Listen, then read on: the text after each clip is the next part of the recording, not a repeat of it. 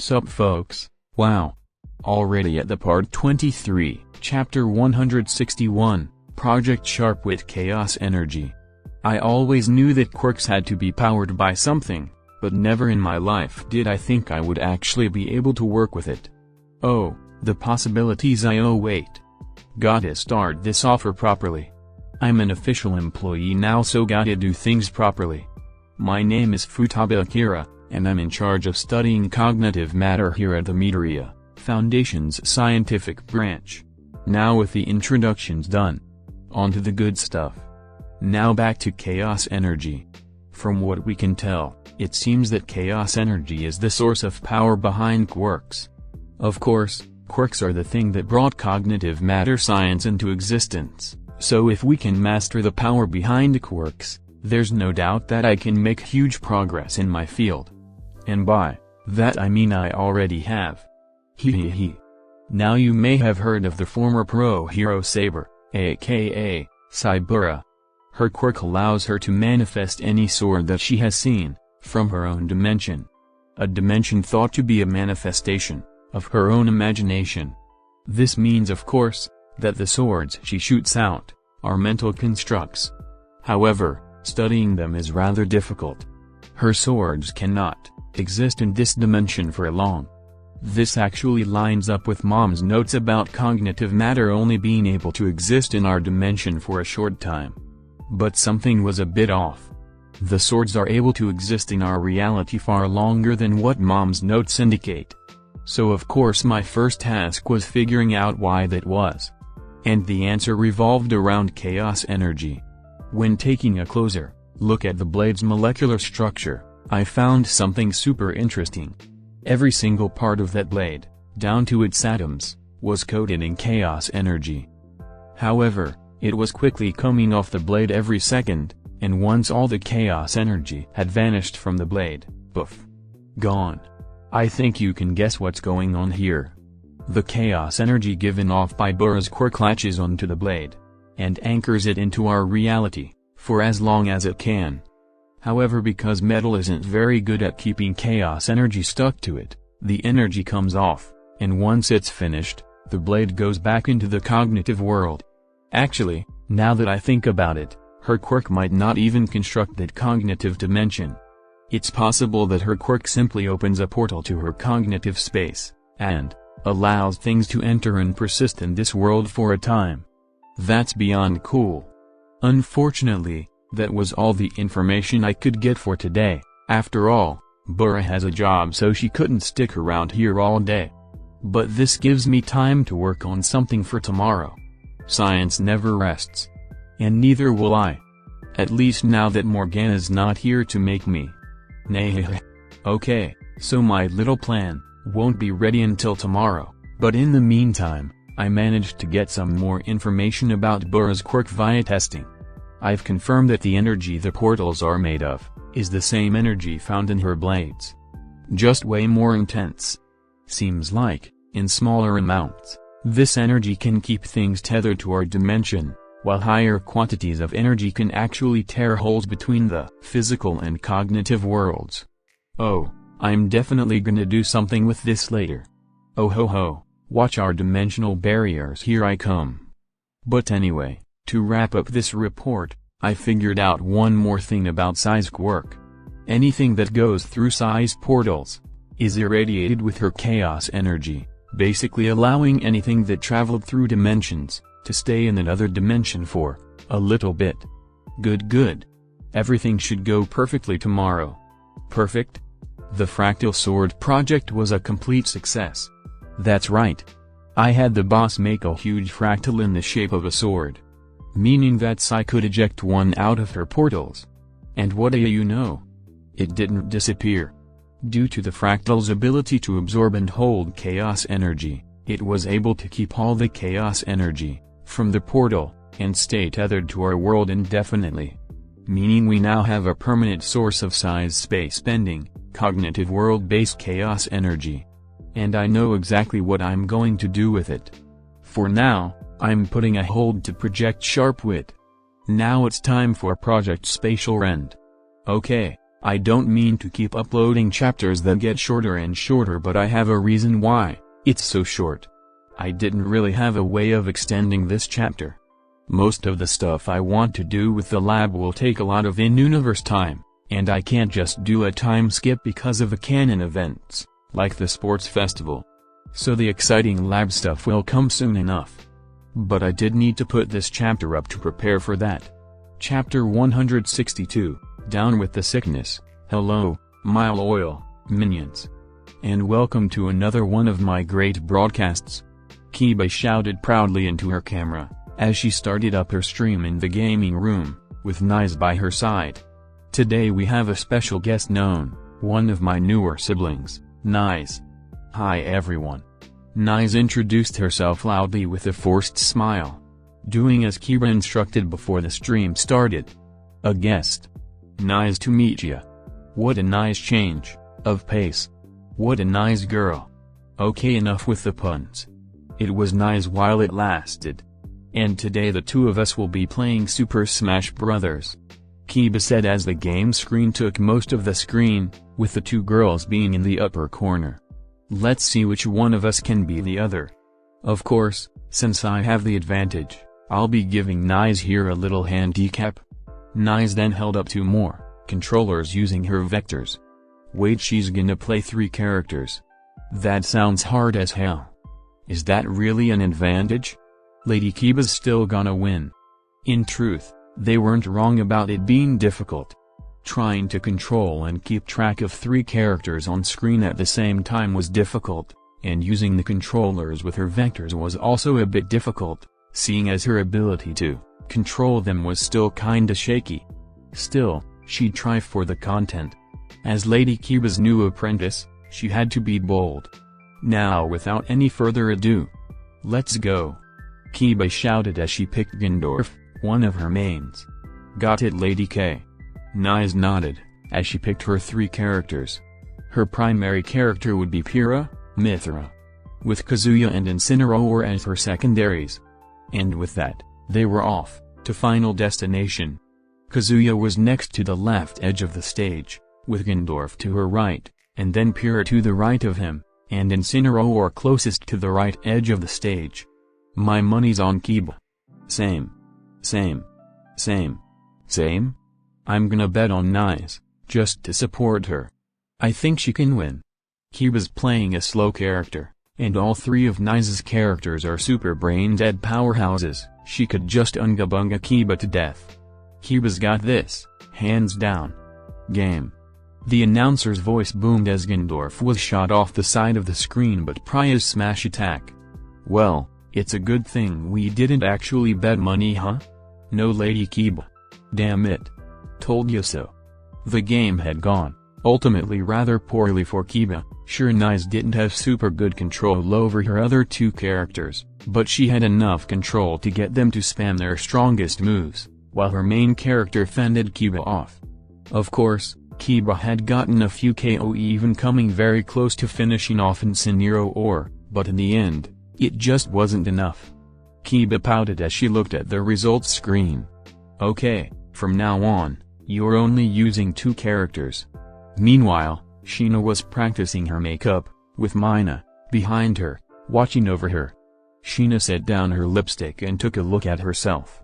Still not nearly as good as Mina's work. Some of her boniness was still showing, and her wig wasn't on perfectly. Hey, that was a lot better than last time. You're getting close to perfecting it. Mina praised her. She could tell the girl was frustrated after hours of practice. So she had to make sure she didn't get disheartened. Sheena sighed. Miss Mina, why am I so bad at everything? Besides singing. Well, that just kinda happens sometimes, Mina said, giving her a sympathetic look. Some people are just better at things than others naturally, and others aren't. Like me, for example. I may be good looking and have a nice quirk, but I'm dumb as a rock. But didn't you get into UA? Sheena asked her curiously. Yup. Mina said proudly. Because with enough hard work, even someone with 0 talent for something can still be good at it. That's why you have to keep trying. K. Sheena thought about Mina's words before her face hardened into a determined expression. Right. Thank you, Ms. Mina. Mina smiled and patted the girl on the head. No problem, Skull Girl. Now let's finish up here. I hear Mr. Midoriya has asked Jiro to help you with music. So we don't want to keep her waiting. Meanwhile, in the training room, Izuku was standing in front of Kiba, Yami, Netsu, Ken, Nara, aka Alice, and the Cerberus sisters. All of whom, including Izuku, were wearing training weights around their wrist and ankles. Of course, some were significantly heavier than others. Alright everyone, it's time to go for a run, Izuku told them. Ken, Nara, remember, you're not allowed to use your quirks. What? Why just us? Ken whined as he picked at his weights. Because you two need to train your base forms, so you won't be sitting ducks whenever you're forced into them, Izuku explained, as he looked over the kids. Now Izuku stopped when he suddenly noticed something off. Kiba was sweating. No, not just sweating, she actually looked to be struggling a bit with her weights. Now of course Kiba's weights were extremely heavy, but for her, she shouldn't really be struggling with them. And was it just him, or did she look slightly paler than usual? Kiba, are you okay? Izuku asked, immediately heading towards her before kneeling down and touching her forehead. It was hard to tell if she had a fever or not, given that Kiba's normal body temperature was typically colder than normal. Yeah. My stomach just hurts a bit, Kiba said. Although she was downplaying quite a bit. Not only did her stomach feel like it was turning, but her head was pounding and she felt rather dizzy. Izuku frowned.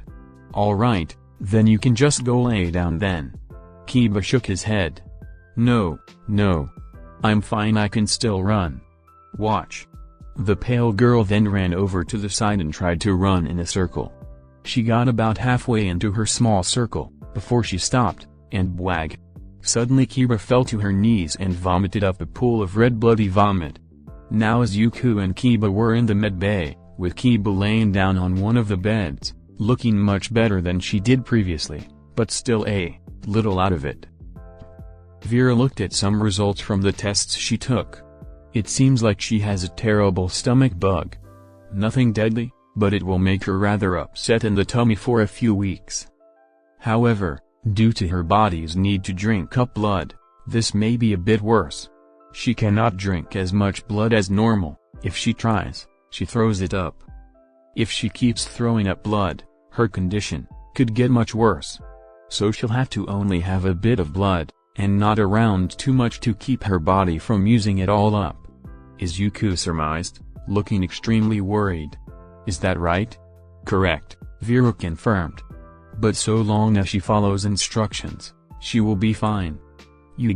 Are you saying I'll have to be weak for weeks, and stay inactive all the while? Kiba groaned.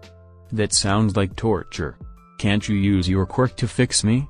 Fixing disease is not as easy as fixing damage. Vera shook her head with a dismayed expression on her face. It is best to just get better, the normal way. Kiba pouted.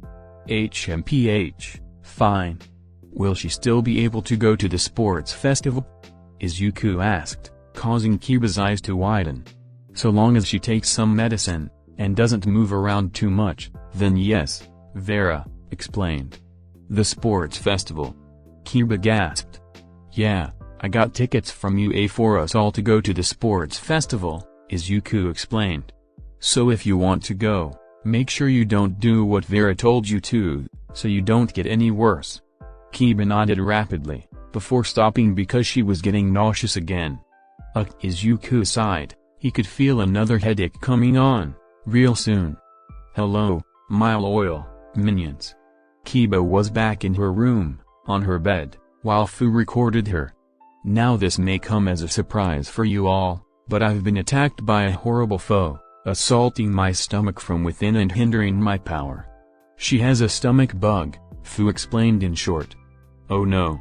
Damn, even Lady Kiba can get sick. Hope you get better soon. Stay strong, Lady K.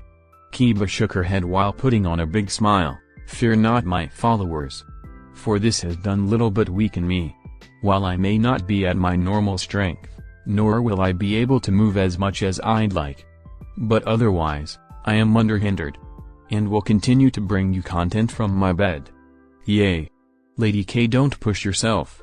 That's our Lady K. Are you sure that's okay?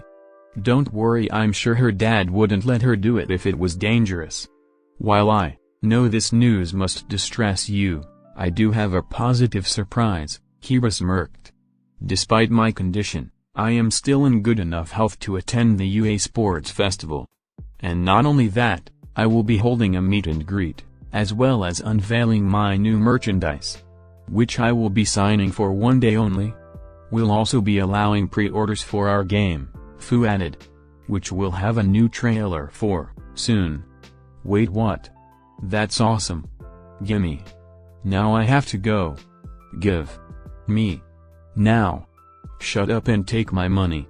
Please tell me there's a plush. Now then, please wait, and look forward to that day, Kiba told them. Until then, your queen must rest. Farewell. Stain looked down at his computer with a smirk. He knew continuing to watch these streams was a good idea. Kiba was going to be outside her home and weakened. It was almost as if some divine being was gifting him a chance. And he wouldn't let it go to waste. He'd give that brat a lesson she would never forget. The gentle criminal smiled down at his computer. Finally, a chance to grab the spotlight. La Brava. Be prepared. 1 week from now, we will be attending the sports festival. Uh-oh. Anyway, the sports festival will be coming soon. But it won't be what you think it is. Chapter 163, In with the Old. It wasn't easy being the principal of UA wasn't easy, especially around the time of the sports festival. Just the amount of paperwork necessary for making sure the arena was up to par would drive a normal person insane. Hence why Nezu was still in his office so late at night working away with his pen. Oh, the burdens of being in charge. Nezu sighed.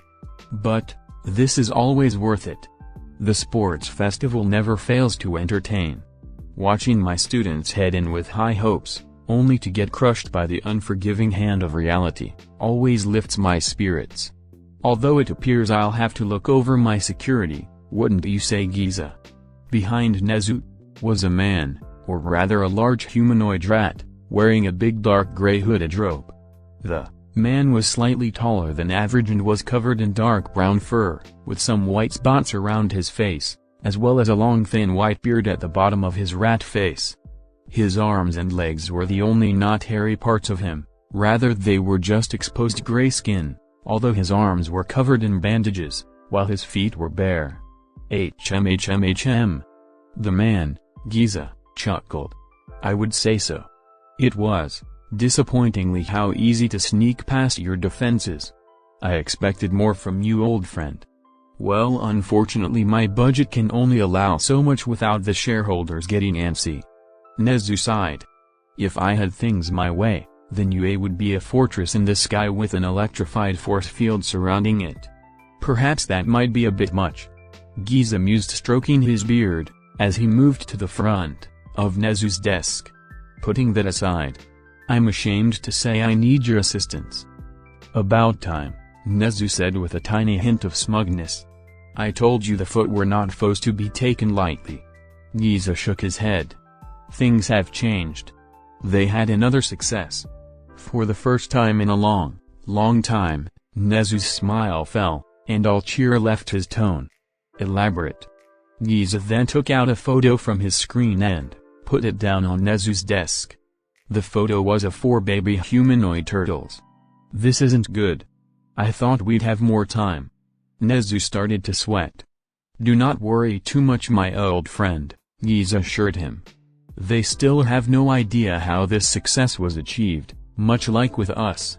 And I've already taken away the children and burned their research. They're not finding out the secrets of the ooze anytime soon. Good. Nezu breathed a sigh of relief. We still have time. Where are the children? I am currently hiding them deep within the sewers, Giza answered. However, I don't know how long that place will be safe.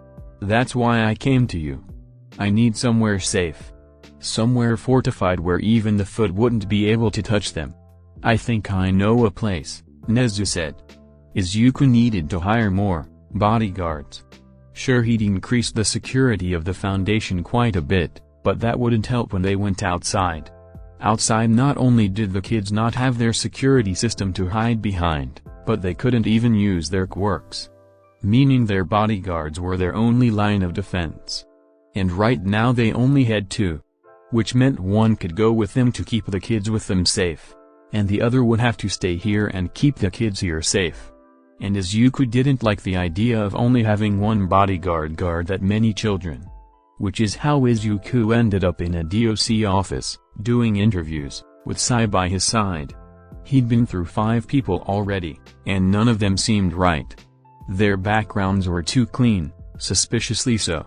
They all seemed too perfect and acted too polite. He needed someone unlikely, someone obviously imperfect. Sir, the next person is here, Sai said, handing him that person's file. All right, let them in. Izuku sighed, as he read over that person's file. With that, the next person came in. He was a very fit man, with slicked back gray hair, going into a thin ponytail going down his back. He wore a plain black sleeveless shirt, that showed off his muscly arms, and a regular old pair of jeans. Hello there, Mr. Midoriya. The man cheerily introduced himself. It's a pleasure to meet you. Same, Izuku said as politely as he could while only paying half attention due to him reading the file. So your name is Tokoshi Totoyai. Age 85, correct? That's right. Here and ready to work. Tokoshi said stiffly, obviously not used to acting so overly polite. And your quirk is called Power Comes with Age, Izuku said as he read the file. It makes you stronger as you get older. You must be pretty strong at this point. You got that right, sir. Tokoshi said as he flexed his muscles. I could flip a truck if you needed me to. Sir. Well, at least he's strong. Izuku noted, as he continued looking over the file, until he found something interesting, and his eyes widened. It says here that you were arrested twice. One for participating in an underground fighting ring, and the other for vigilantism. Tokoshi winced. Yeah. That, did happen. You see, I've always felt the need to fight against evil, but I was pretty weak when I was younger, so I couldn't really become a hero, and by the time I started to get strong it was too late, so decided to train by doing those underground fights, got arrested, was released, became a vigilante, got caught, and well, you can guess the rest. But on the bright side, I do have combat experience. I see. Izuku put down the folder and started paying more attention to the man. And why do you want to work for the Midoriya Foundation? You said earlier that you wanted to fight against evil, is that your reason? It's one of them. The man rubbed the back of his head nervously. To be honest with you, sir, I have 3 reasons. What I just mentioned was one of them.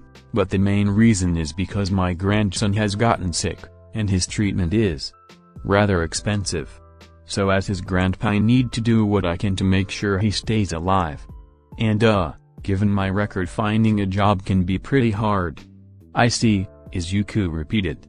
So far, everything about this man made him want to hire him. But he had to be careful still. And what was the last reason? Because I've always wanted to be a combat butler. The man admitted sheepishly. They've just always been so cool. And I'd look great in one of those suits. Sir. Well, Izuku certainly wasn't expecting that answer, even Sai raised an eyebrow at that. Interesting, Izuku remarked. Well, he definitely was more appealing than all the other candidates. But there was still one more thing. Well, that's all well and good, and I have to say, despite your record, I guess because of it I am interested in hiring you. Not only that, I'm fully willing to pay for your grandson's treatment. The man's face lit up like a Christmas tree. That's on one condition, Izuku added sternly. I've been very paranoid about potential spies or assassins trying to get close to me and the kids, by becoming employees. To get around this issue, I've been having any and all potential employees take a mental probe. If you're not willing to do this, then I'm not sure I can hire you. I'll do it. Tokoshi quickly volunteered. I'll be more than glad to do that for you, sir. I have nothing to hide. Well, nothing important anyway. Izuku smiled. Good. Well then, you're hired. Hours later, the interviews continued, and Izuku's good mood from the earlier hire had depleted. By the end, Izuku was driving back with a dismayed look on his face. Sigh. What do you think of most of those candidates? Half of them could be spies, the other half not so sure. Sai shook her head. Either way, I'd say that the only safe one was that Totoya man. Izuku sighed. I need more than 3 bodyguards. If only I could find bodyguards like I could find children. Brrrr. Izuku released another sigh, as he pulled out his phone. This better not be. Oh, it's Nezu. Wonder what he wants. He swiftly answered, and held the phone to his ear. Nezu, did you need? I'm sorry to cut you off, Mr. Midoriya, but I have a matter of the utmost importance to speak of with you, Nezu told him urgently. I apologize for my rudeness, but I'm already headed towards your facility with a guest. Please allow us in. I assure you my guests will do you no harm. All right, Izuku answered. I'm not home right now, but I'll be there soon. We'll meet in my office. Understood. Thank you, Mr. Midoriya, Nezu said, before hanging up. What was that about, sir? Sai asked. I have no idea, Izuku answered with a scowl on his face. But we're going to find out. Izuku arrived at his house in no time and immediately made his way toward his office. When he entered, he found Cole seated on one of his couches, while Nezu and Giza sat on the opposite couch. Giza carrying the 4 humanoid baby turtles in his arm. Hello, Mr. Midoriya. Nezu greeted, sounding much calmer than before. Mr. Midoriya, thank you for allowing us your home, Giza said politely, giving a small bow. My name is Giza, it is an honor to meet you. Same to you, Izuku said quickly but politely, as he took his seat next to Cole. Now then, what brings you two here? Yes, I suppose it'd be better to explain as soon as possible, Nezu said, before looking at Sai and Cole. However, I would ask that your attendants leave the room.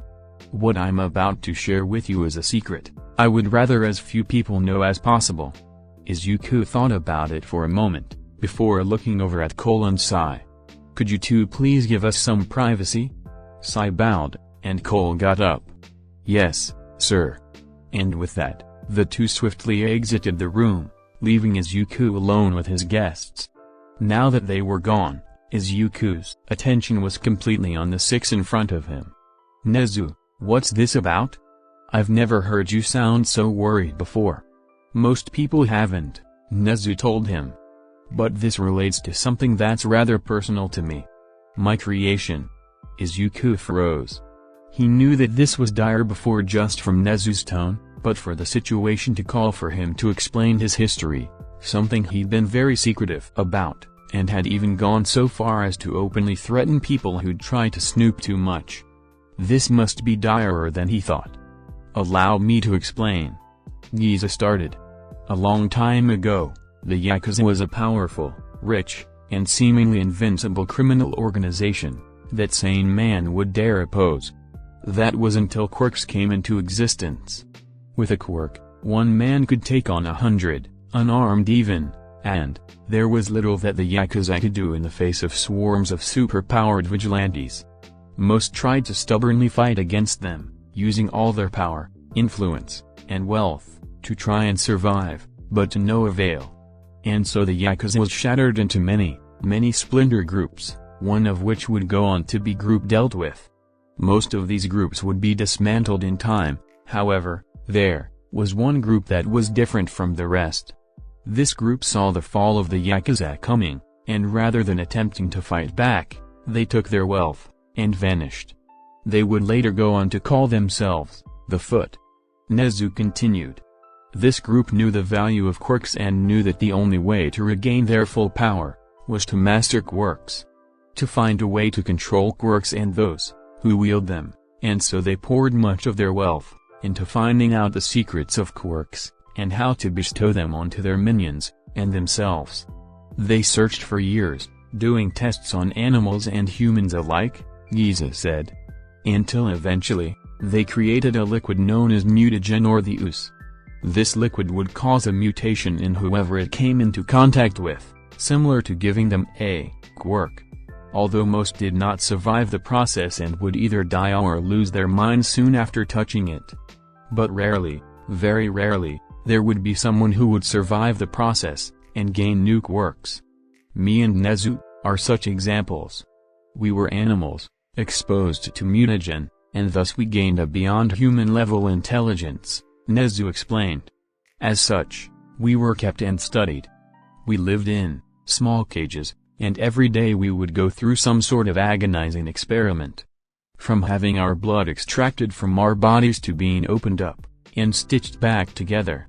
Our time there was unpleasant to say the least. Fortunately, I eventually managed to come up with a plan, and with the help of the others, we managed not only to escape but destroy both the facility and the people who worked there. However, that was only one of many of the Foot's facilities, Giza added. In the end, we knew it would take far more to put an end to the Foot. However, had different thoughts on how best to handle this situation. Giza wished to attack the Foot immediately, while I wanted to amass power and influence, and then attack them, Nezu explained. This was why I became a pro-hero. As well as, to make sure other organizations like the Foot would be destroyed. And so we parted ways, Giza said. I attacked various Foot facilities, destroying their research, as well taking care of their men.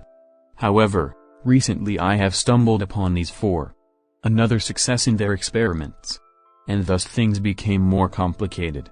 So you came to me to ask me to hide you five on my property, Izuku said, seeing where the story was going. That is correct, Mr. Midoriya, Nezu confirmed.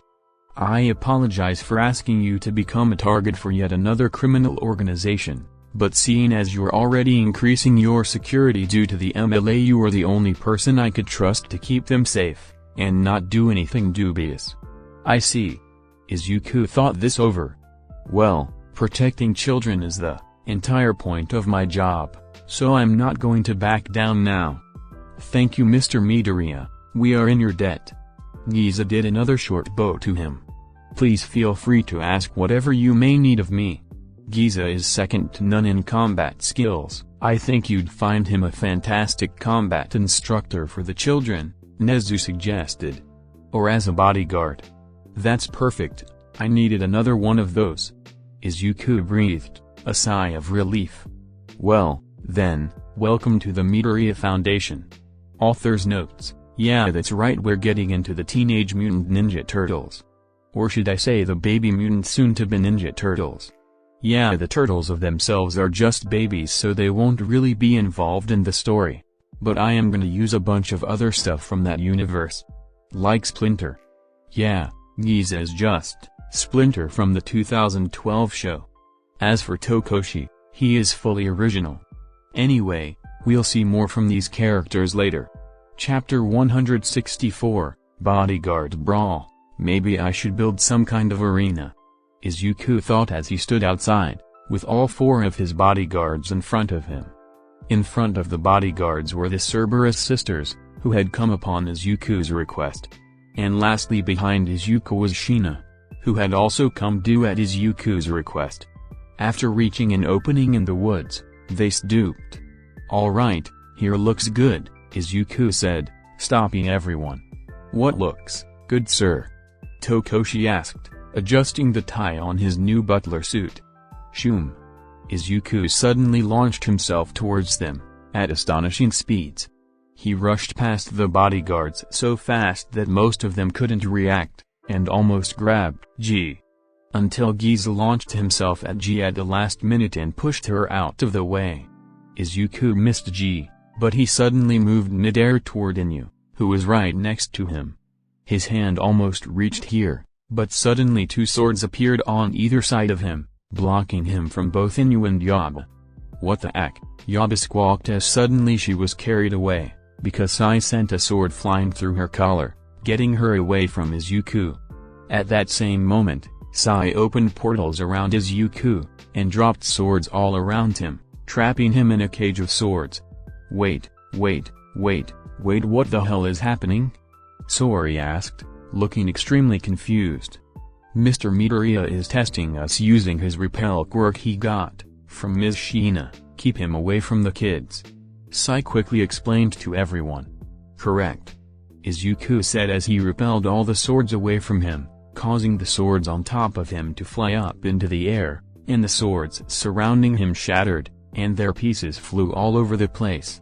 "Now show me that you can protect my children."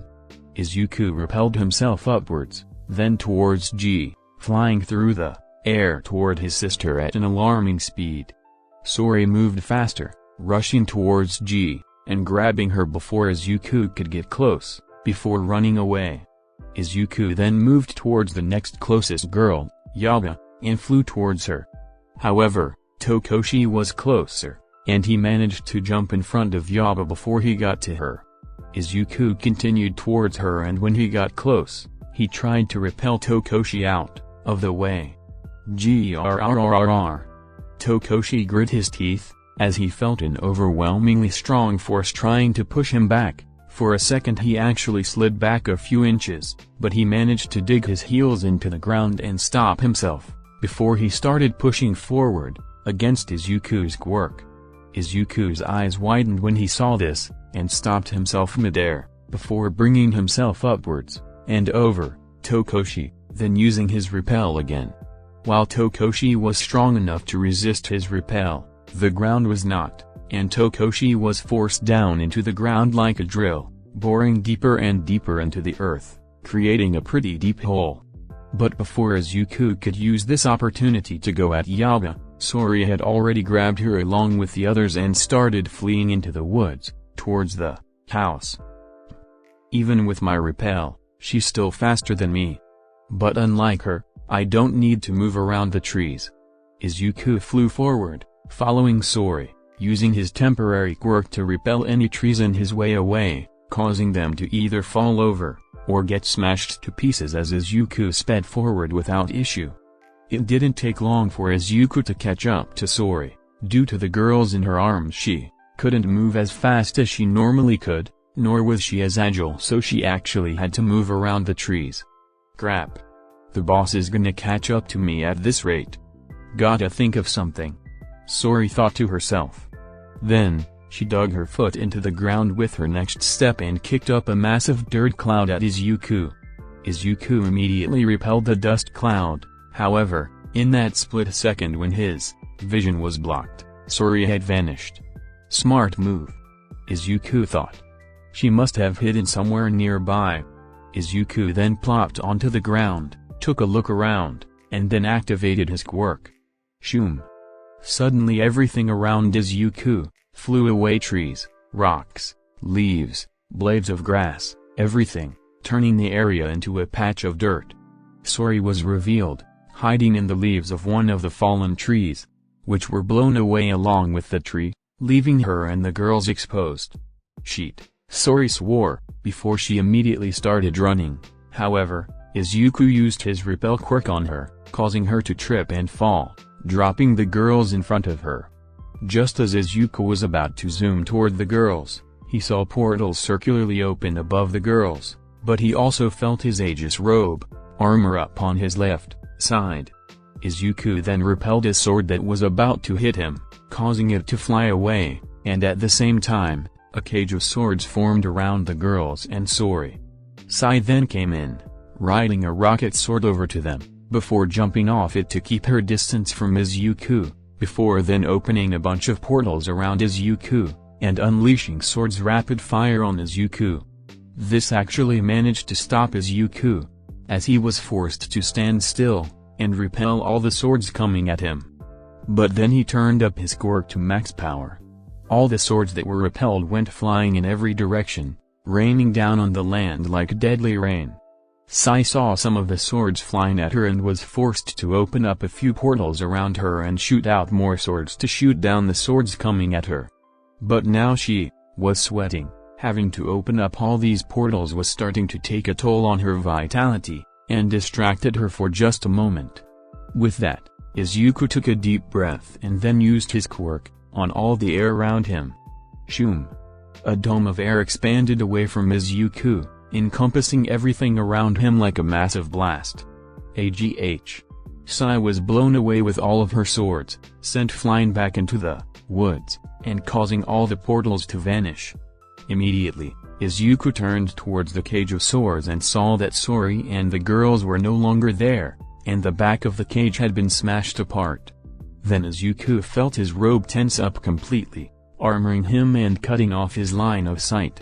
Uh-oh. Izuku repelled himself away from that spot, just in time as Tokoshi came crashing down to the ground, creating a massive shock wave. Gah! Izuku was blown back by the shock wave. He hadn't expected it, so he couldn't repel it, but fortunately, his robe diminished most of the damage. Izuku tumbled across the ground for a second, before using his quirk to reel himself back to his feet. "Forgive me, sir," Tokoshi said, as he rushed towards Izuku to punch him. Izuku just flew into the air, got over Tokoshi, and repelled him into the ground once again. With that done, Izuku looked over to the area where the kids had been. At this rate, they're likely far enough away that I won't be able to find them before Shina's quirk wears off. Guess I'll call it quits for now. Alright, that's enough. Izuku shouted. The exercise is over. I have to say, I didn't expect you to be the type of person to give this kind of test. Izuku turned around and saw that Giza had snuck up behind him. I'm guessing you're the one that hid the kids. That is correct, Giza confirmed while stroking his beard.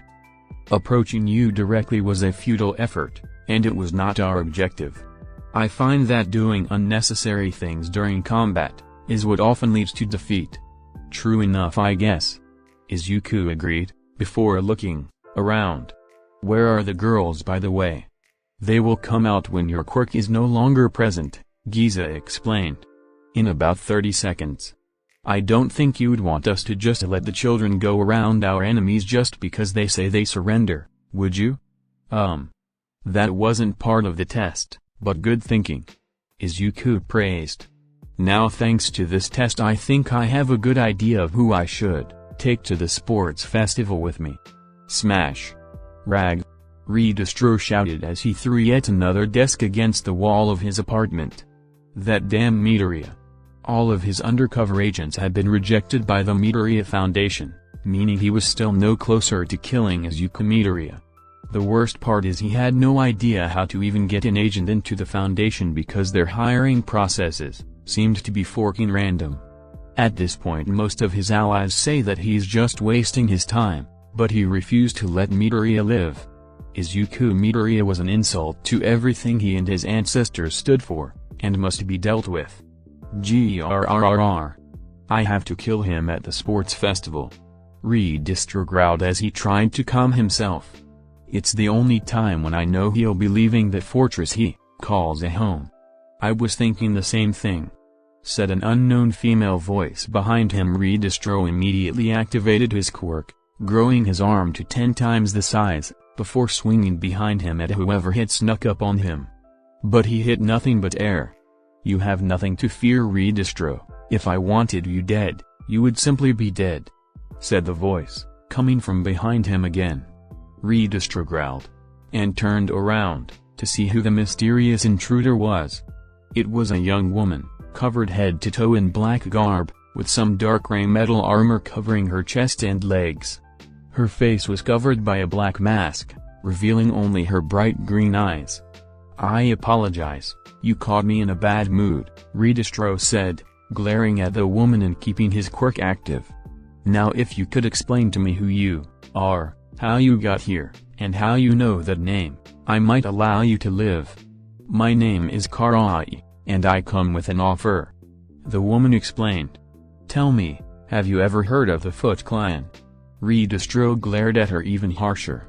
The Foot Clan? They're a mere myth. It's good to hear you say that. We prefer to keep a low profile for the time being, Karai said. But, we are very, very real.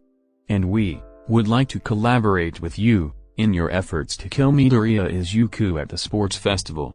Chapter 165, Preparations. All for One smiled as he looked up at the TV with both Redistro and Karai both on call. Well, the Foot Clan, what a surprise. You knew of their existence? Redistro asked, not liking how he was the only one that had been in the dark.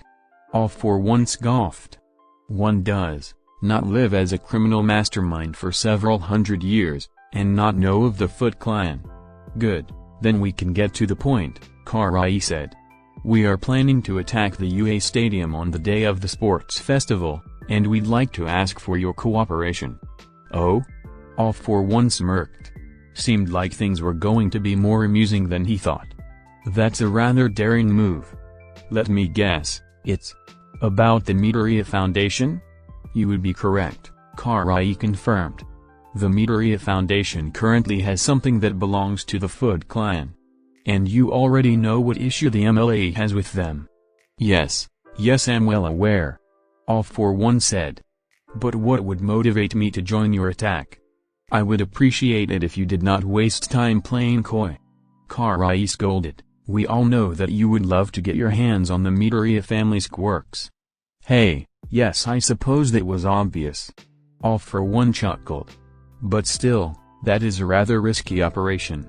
The sports festival is going to be attended by hundreds of heroes, including All Might and Endeavor.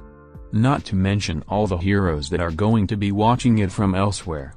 It won't be a stretch to say that reinforcements will come pretty much instantly, and in numbers we could not hope to fight off. And it would almost guarantee that all three of us would be exposed to the world afterward.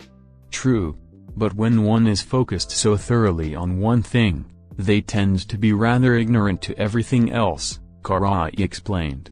With most of the heroes focused on the sports festival, it will be easier for criminals to get away with unsavory acts. Something we've already pointed out to the many gangs and wannabe criminals, itching for a chance to prove themselves a threat. Interesting, but do you really think an army of low-rank villains will attract attention away from the sports festival? All for One asked. Even the lower-rank heroes dispatch of them in droves. It will cause chaos, but nearly enough.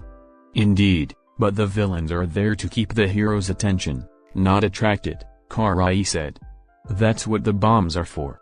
Regardless of their power and skill, rescue and damage control takes time. Add all those lowly villains to mix, and the heroes will have their hands quite full. Even more so if you would be so kind as to lend some of your Namu to the mix. We'll see. So what's your plan for the attack on the actual festival? All for One asked. After many of the heroes are distracted, we will activate the EMP around the city, meaning no one will be able to tell what's happening, and people won't know the arena is being attacked, Karai explained. Then, that's when we infiltrate the arena, and quickly go after our targets, overwhelming them with numbers, completing our missions, and getting out before they can counterattack. All for One thought about it for a moment. Alright, I'm in. I think I can offer some very useful tools to your operation, like Kurogiri, and something we've been preparing for a while. I can't think of a better time to use Starro. Izuku walked into the lab with a stern look on his face. He walked through the halls of the laboratory, moving past several staff bots. The staff bots were made by Dr. Hikari, to do all the menial tasks that scientists couldn't be bothered to do, and that they didn't want to hire people to do. They had the upper half of a robotic human, while their wide lower halves moved with two wheels. Izuku moved towards Mai's office, before letting himself in. Jukun, is it ready yet? Just about. Me and Drive. Hikari worked around the clock on it. Mai explained as she pulled up a large briefcase, around half the size of her body. Oof, it's a bit heavy though. Well, that's to be expected considering what I asked for, Izuku said, and he took the briefcase. It was a bit heavy, thankfully he worked out so he could carry it with little difficulty. "About that, sir, are you sure this is okay?" Mai asked with an extremely uneasy expression. "This weapon is kinda cruel. It could ruin a person's life in more ways than one." "I'm aware." Izuku sighed, looking down at the case with a heavy expression. "I really don't want to use this. But if I have to, that means my children are in danger. And if that's the case, I can't afford to hold back. They will regret trying to darken my children's futures. I mean, if you're using it on child-killing scum, I guess I can't feel too bad for them," Mai said, although her uneasy expression contradicted her words. "It's fine to feel bad for them, just not to the point where we let them get their way," Izuku told her with a sigh. "But, anyway, the other briefcase?" Right. Sir." Mai went under her desk and grabbed the other briefcase. This one was smaller, but still pretty big. "Sir. Are you sure about this? If this briefcase falls into the wrong hands, the results could be catastrophic." "I know. But I have to take every precaution I can," Izuku said as he took the other briefcase. "Sir, I hate to sound like I'm going against you after everything you've done for me, but you're just going to the sports festival," Mai pointed out with an apologetic tone. "Isn't it already safe enough?" Izuku sighed, and put down the briefcases, before looking Mai straight in the eye. "I was on my front lawn, miles away from the city, surrounded by grim-infested forest. All Might and Eraserhead were literally right in front of me, along with my two extremely powerful bodyguards, and the entirety of Class 1A. And yet despite all that, the villain managed to break into my house, fight All Might, Eraserhead, my bodyguards, and the army of Grimm to a standstill, get the advantage over Class 1A, and if it weren't for my children stepping in, we could have lost that whole battle. My son had his hand burnt off. Nara had a hole put in her chest, Ken was put into critical condition, and Kiba almost murdered several people, including her own friends. Do you understand my position a little better now?" Mai cringed and looked away in shame. "Sorry, sir. No need to apologize. I understand I'm being paranoid to an extent," Izuku admitted. "But if that paranoia keeps my children safe, then I'll do what I must." "I understand, sir. I trust you know what you're doing," Mai said as she bowed to her boss. "I told you it's fine. It's actually a good thing that you're questioning me. It lets me know you have integrity." Izuku smiled. "I'm glad I put you in charge of this division." Mai smiled back. "Thank you, sir." Author's note: okay, this is a little appetizer for the sports festival, just to set up for the main course. Chapter 166, The Sports Festival Part 1. Once again Izuku had rented a bus, for all of them to drive to UA on, much like he did when they went to the amusement park. Giza was driving it now, with Izuku in the seat directly behind them. Behind him was Sori, who was the other bodyguard accompanying them. And behind her, were all the children that had gone with them. Fu and Kyozai, Kiba, Sansen, Shiraku, Yami, Miu, Netsu, Ken, Nara, aka Alice, and the Cerberus trio. And behind the bus was a trailer, filled with their stuff. Mainly Kiba, merch. "I'm surprised you came with us, Shiraku. I didn't think you were interested in hero stuff," Nara said. "I'm not, but I do want to cheer on Ochako," Shiraku explained. Eri and wanted to do it too, but they had to babysit the turtles, so I'm coming to represent them too. "It's such a shame that you're not interested in being a hero." AKA sighed from her seat. "You could crush so many villains. I'm even more surprised that you came," Miu, Netsu said, looking at Miu, who was covered in a sheet to keep people from looking at him. "I wanted to see the heroes," Miu explained curtly. "All right, everyone." Izuku spoke up, getting everyone's attention. "We're almost there. Now, remember, stay in groups. Always be near one of the bodyguards, and if something happens, let us know immediately, understood?" Yes! Shouted all the children. And remember, no using your quirks if you can help it. Izuku reminded them. This isn't the Foundation, you can get in serious trouble for using your quirks in public. Especially if someone winds up getting hurt. AKA raised her hand. What if some lower than dirt, scummy villain tries to do something? Izuku sighed. That depends. If you can, try to run away, and get one of the bodyguards to deal with it. But, if you for whatever reason, you or someone else is in danger, and the only way to save them is to use your quirk, then do it. I'll handle the repercussions afterward. Got it, everyone? Everyone nodded. And with that, the bus came to a stop. We have arrived, Giza said, putting the bus in park. Midoriya and company walked on to the UA Stadium fairgrounds, where people would buy and sell things from stalls that UA would rent out. However, it was rather empty at the moment, due to them arriving much earlier. Normally no one would be allowed in at this time, however, they were a special case. It's a pleasure to see you again, Mr. Midoriya, Nezu said as he and Izuku talked while the kids set up Kiba's stall. You as well, Giza. How have things been going at the Foundation?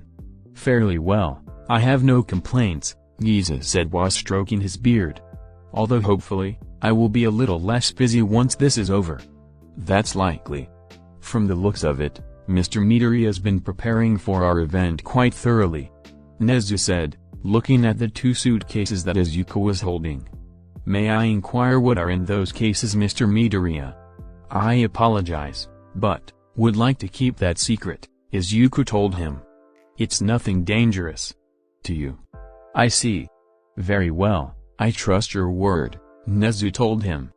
Just take care not to raise any suspicion. Noted, thank you, Izuku said, giving a brief bow to show his appreciation. And thank you for all the special treatment as well. Well, you know what they say, scratch my back, I scratch yours, Nezu said. I do hope we can continue this mutually beneficial relationship. As do I. Izuku nodded. A few hours later, after the other stalls had set up, the pre-sports festival activities had finally started. The fairgrounds were full of life, and absolutely crawling with people and pro heroes alike. As such, the group split into two, as best to enjoy the festival. The first group would stay at Kiba's stall and included, of course, Kiba, Fu, Mew, and Ken. Along with Sori to guard them. While the second group wandered around the festival grounds. This group consisted of everyone else. Naturally, seeing as they traveled in such a big group, and their patriarch was wearing a cloak made of darkness, they got a lot of looks from passers-by, not that any of them paid it any thought. Well, look at Scammy Woods, Netsu gasped, as he saw the rising star of a pro hero, along with Mountain Lady and Death Arms. Dad, can we go get his autograph? You can ask, but stay within sight, Izuku instructed. Immediately, the kids ran up to the heroes and swarmed them in the way children do. Izuku smiled as the children looked up at the heroes with glimmering eyes. It set his soul at ease. Yo! Shouted a familiar voice. Huh? Izuku looked toward the sound of the voice and saw Fat Gum walking up to him. Fat Gum. Hey Midoriya, long time no see. Fat Gum greeted, as he came right up to Izuku. Glad to see you're healthy. Man, to think that little kid I saw running a food stand would grow into this. Wild. Yeah, I can barely believe it myself. Izuku chuckled, as he recalled the last time he saw Fat Gum. It felt like so long ago. Back then he only had 2 kids, was mildly wealthy, didn't technically have a job, and still lived in a small apartment. So much has happened. Feels like I've lived 2 completely different lives. I can only imagine. Fat Gum said, before scowling. Hey, are you okay? No one around here is giving you any trouble because of your condition. Not yet. Izuku shook his head. Hopefully none of that will happen today, and me and the kids can just enjoy ourselves. Yeah, I heard about those meta-liberation bastards. To think someone would go through all that trouble to attack someone just because they're quirkless, Unbelievable. Fat Gum said in disgust. Makes no freaking sense. Izuku sighed. Unfortunately, looking at history, this is very believable. Although I wish it wasn't. I'll tell you what, once we find where those quirkist lulz are hiding, make sure I take him down myself. Don't you worry, kid. Fat Gum told him. You just keep doing your job, and taking care of those kids. Will do, sir. Izuku smiled. And thank you for being concerned about me. I can't say I'm thrilled about what happened to my middle school, but it was probably the right call. Glad you can see it my way, kid. Fat Gum said, patting him on the back. A father needs to stick up for himself if he wants good things for his kids after all. You're right about that. Izuku nodded. If I had let people walk all over me, I'd likely be dead by now. Bro. Yaba shouted, as she and the others ran over to him after finishing up with Kamewoods and company. She and the others proudly held up their autograph books, showing the 3 new signatures. Check it out. What is that, Fat Gum? Cool. Sanson cooed. Dad, you know Fat Gum?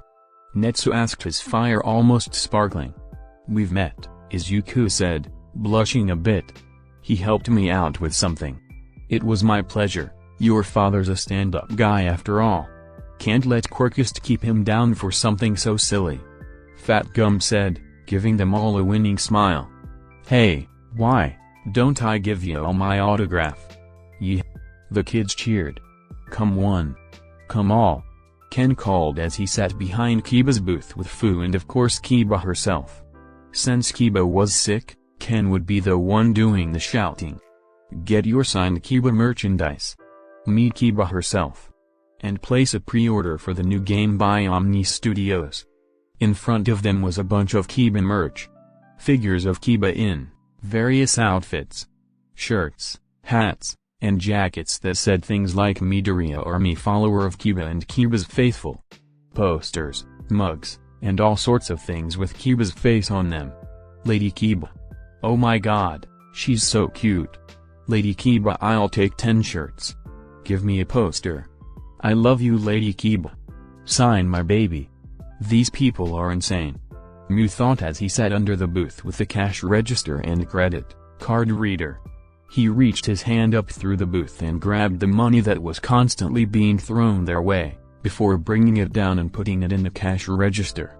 Man, this stuff is selling fast, Sori said as she leaned in the back, wearing her Kiba shirt, Kiba hat, and Kiba jacket while taking a sip from her Kiba cup. Good thing I bought my stuff early. I can't believe you spent half your paycheck on something you could have gotten for free. Fu thought to himself, as he used Kyozai to take money and hand out merch. Meanwhile, Izuku and his group continued roaming around, gathering autographs, munching on food sold at the stalls, and generally just having a good time. Currently, Izuku was watching as his children ate some kebabs, with a smile on his face until Izuku cried, a familiar feminine voice from behind him. Izuku's eyes went wide, and he quickly turned around to see none other than Mitsuki Bakugo approaching them. "Aunt Miyazuki? Long time no see." Mitsuki greeted him. "Nice to finally see you again. It really has been a long time. I honestly can't remember the last time I saw you," Izuku admitted bashfully. "So much has happened since then. Tell me about." Mitsuki gave Izuku a good glance. "Damn, you're so different but still pretty similar to the Izuku I knew." Really? Izuku was a little surprised to hear that.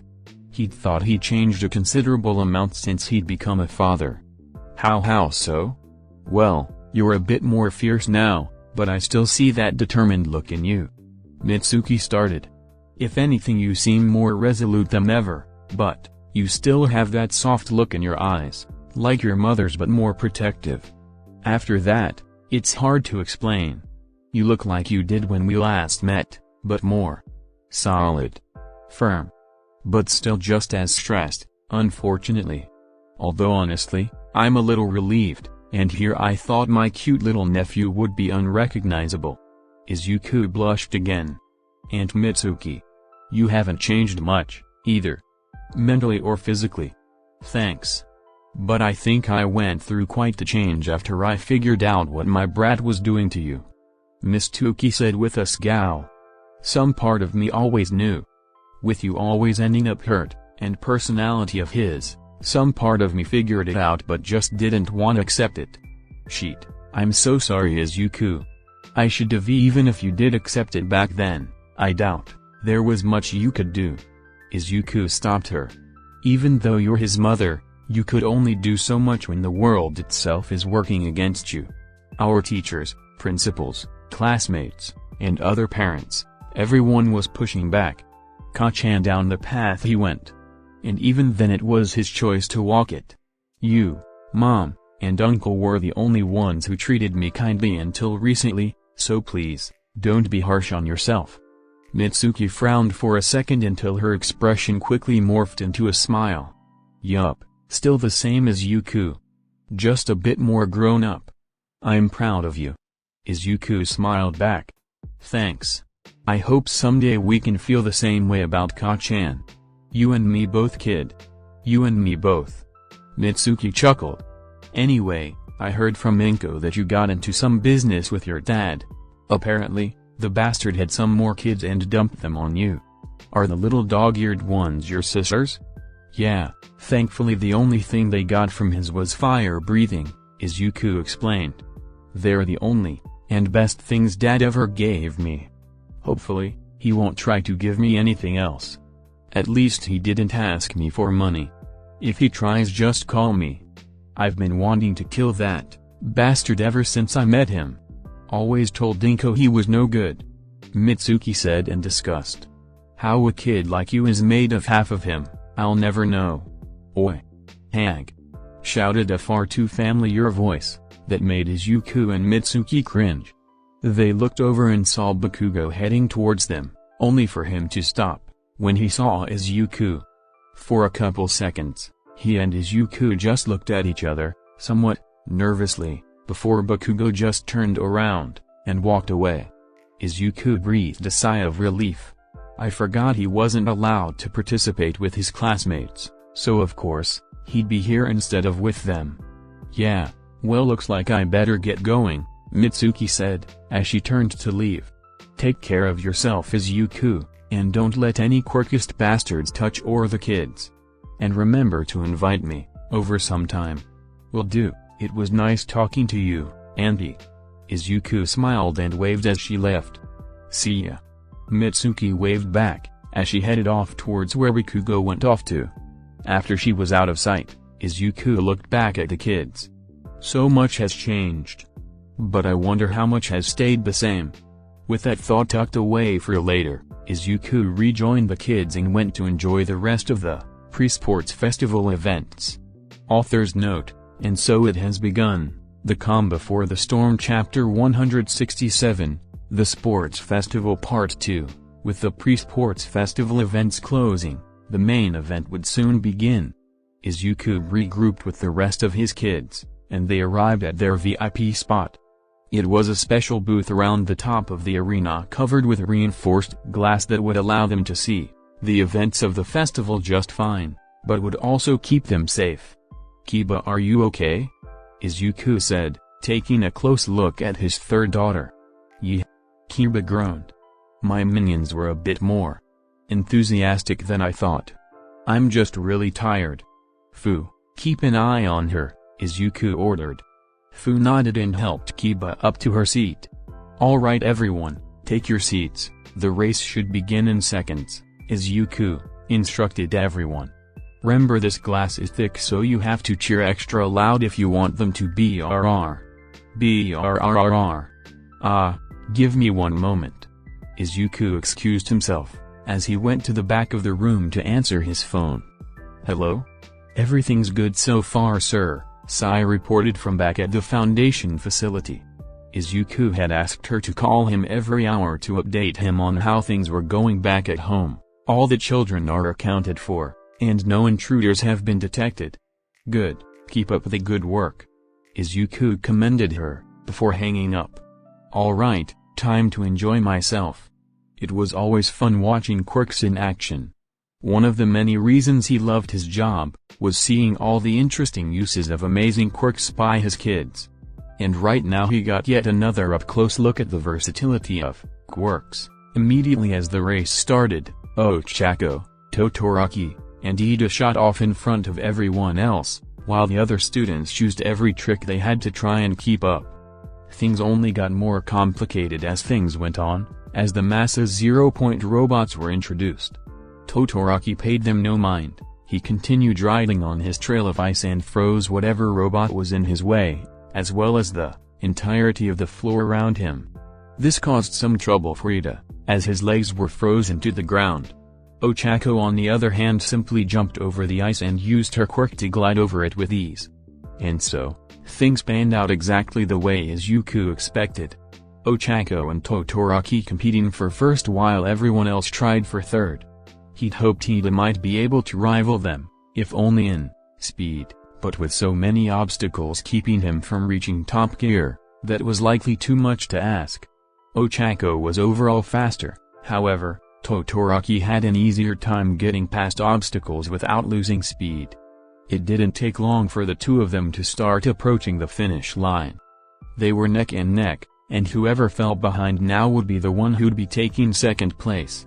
Todoroki covered the floor in ice, in an attempt to slow Ochako down for even just a second. However, Ochako saw this coming, and the moment the ice touched her feet, she smashed it with all her might, creating a massive shockwave and sending chunks of ice flying everywhere.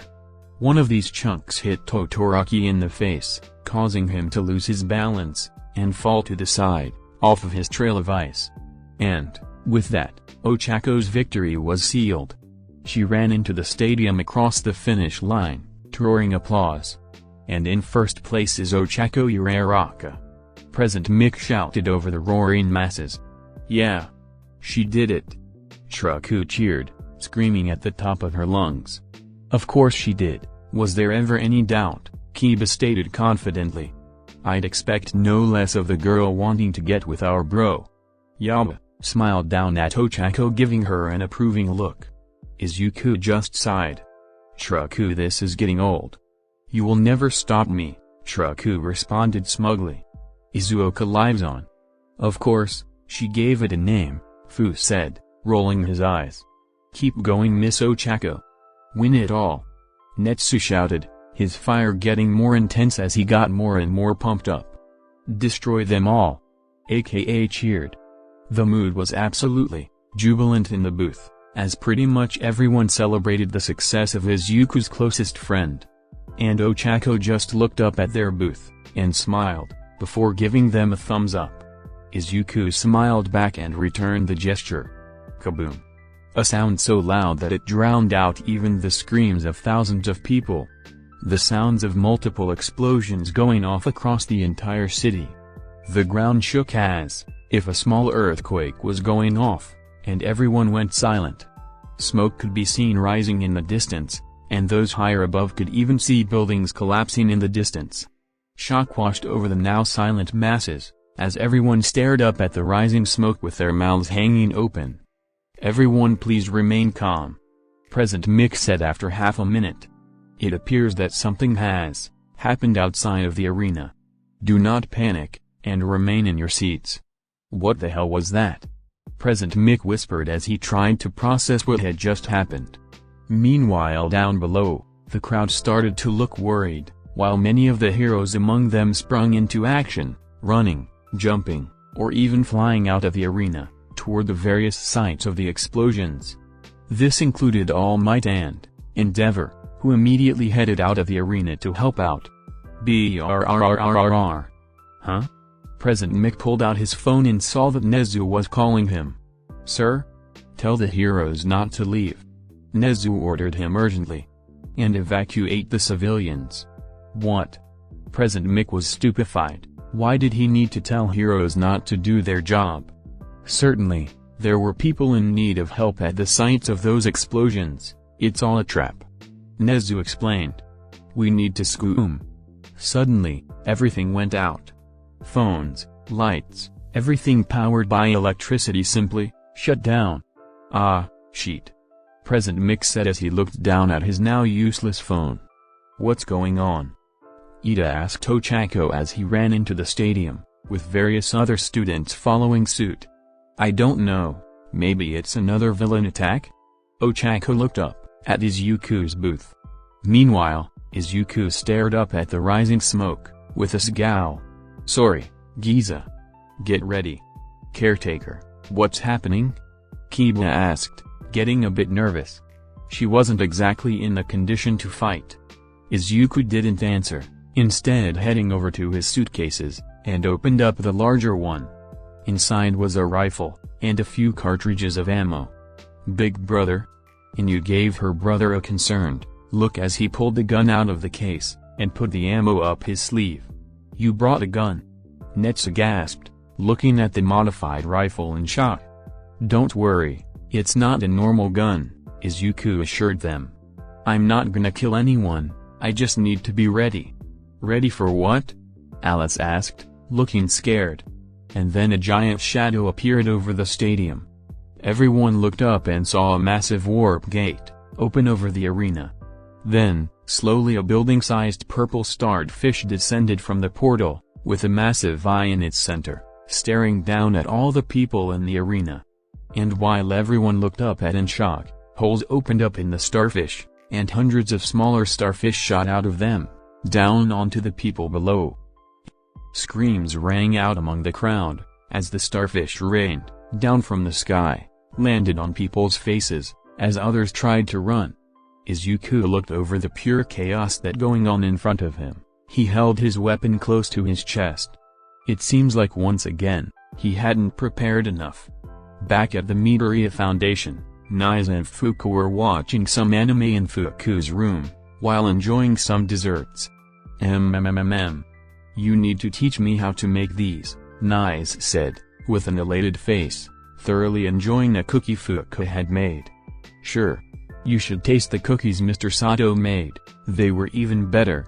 Fuku told her, before turning back to the TV, and frowning. Why do they always do this misunderstanding thing? It's so annoying. I know right. Naiz quickly agreed. Shoo. Suddenly, everything went dark. The TV, the lights, everything turned off. Immediately, both girls started to panic. What's going on? Fuku had to fight to keep in her gas once again. It's just a blackout. Don't worry. Nothing's going to, and then a hand slipped itself over her mouth. Then her gas filled the room. And so the invasions begin. Yeah, so I didn't really spend much time on the actual sports festival events, because you've already seen them. So yeah, getting to the new stuff. Chapter 168, The Sports Festival Part 3, Izuku looked through the glass at the pure chaos unfolding outside. He noticed that whenever a starfish would land on someone's face, that person would seemingly go berserk, and start attacking everyone around who didn't have a starfish on their face. This included even some of the pro heroes that happened to still be here. Such as Death Arms, who was currently smashing everything in sight, as people ran from him as fast as they could. Camu Woods was both trying to restrain Death Arms with his branches and keep the starfish from falling on the people around him, by skewering them with his quirk, but it was clear he was being overwhelmed. Thankfully it seemed like his helmet blocked the starfish from touching his face. And, thankfully for them, the starfish couldn't get through the glass, instead just falling onto it with a plop, before sliding off. What the fork? Yaba shouted in confusion and rage at the chaos in front of her. Bwag. Kiba immediately started vomiting again, before passing out. Sheet. Sori cursed as she rushed to Kiba's side. Lady K. Lady K. It looks like she passed out from stress and lack of blood. Giza deduced calmly. Fu, if you would please. Fu immediately ran over to Kiba and forced his arm on her fangs, which automatically began sucking up his blood. Throom. Suddenly the entire arena shook, as Starro landed in the center, on two of its legs. Starro turned around, causing the arena to shake with each step until it was looking right at them. Everyone's eyes widened with fear, as Starro winded back its right arm, and got ready to smash it into where Izuku and the others were hiding. Izuku was about to yell at everyone to get out when suddenly, someone grabbed Staro's massive arm before it could launch forward. "I don't think so, Patrick," Mount Lady said, grabbing hold of Staro's arm, and flipping it over her should. Slam.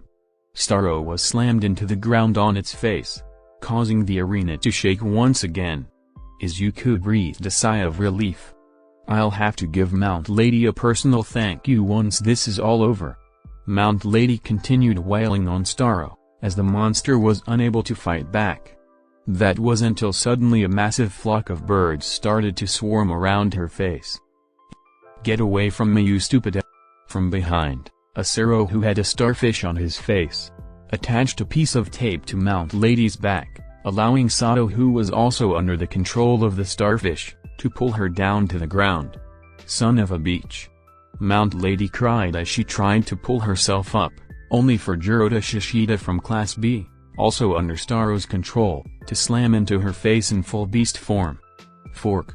Shishida raised his claws, ready to tear out Mount Lady's eyes, only for Ochaka to tackle him off of her, and onto the ground. Then, Vines grabbed onto the mind-controlled Sero and Sato, as Ibara from Class B threw them to the side and restrained them. Meanwhile, Momo and Jiro, both wearing helmets that Momo had made to keep from getting controlled by the starfish, were trying to guide the non-controlled civilians to the exits, shooting net guns at the mind-controlled civilians to restun them along the way. However, the moment they started to get close to an exit, all the exits were suddenly sealed shut by walls of cement, the work of a mind-controlled cement os.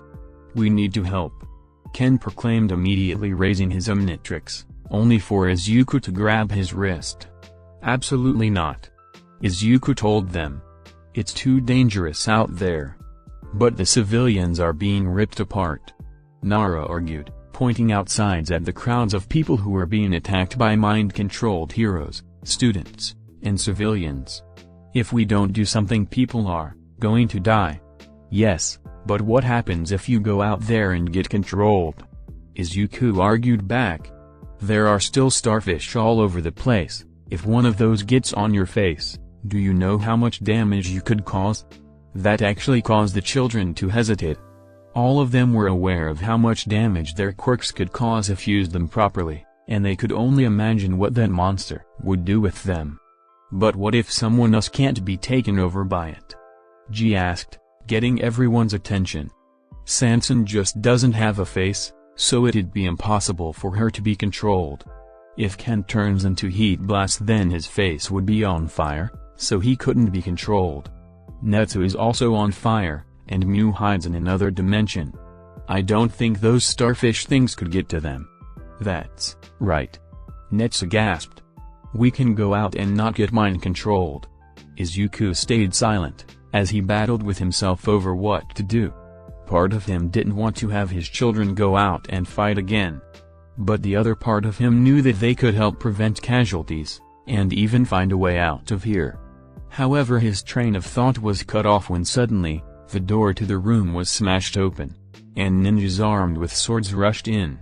Immediately, Sori and Giza rushed them before they could even get close to the children. The two of them moved at overwhelming speed, hitting the ninjas in their vital points and knocking them unconscious. In less than a minute, they'd knocked out all 20 assailants. Izuku scowled. "I knew it. They were after us." "I hear more on their way, boss," Sori said. "It would be best if we secured an escape route," Giza advised. "While this place is safe from that starfish, it also leaves us trapped in a corner. And we will eventually be overrun if we do not leave." "Damn it," Izuku swore, as he started coming up with a plan. "Okay. Mew, have you used up any of your quirks time-limited day?" Mew shook his head under his cloth. "Alright, then I want you to look for an escape route on your own, and if you find one, tell the group, and help them get out of there," Izuku explained. "Giza, you do the same." "Understood, sir," Giza responded. "Ken, Netsu, Sanson, come with me, we're going to help deal with the chaos outside," Izuku ordered, as he went to his other suitcase. Everyone else stay here. Sorry, keep anyone from getting inside. Once Muorgiza comes back, then get out of there as quickly as possible. But avoid going outside where the starfish are. Boss, there are a lot of guys coming, Sori said. I'm not sure I can fight off all of them in such a small space. At least not while masking sure not to kill them. Maybe not normally, Izuku said, before opening the other suitcase, revealing some fractals, and a Chaos Emerald. But with these, you just might. Kira didn't like whatever was happening here.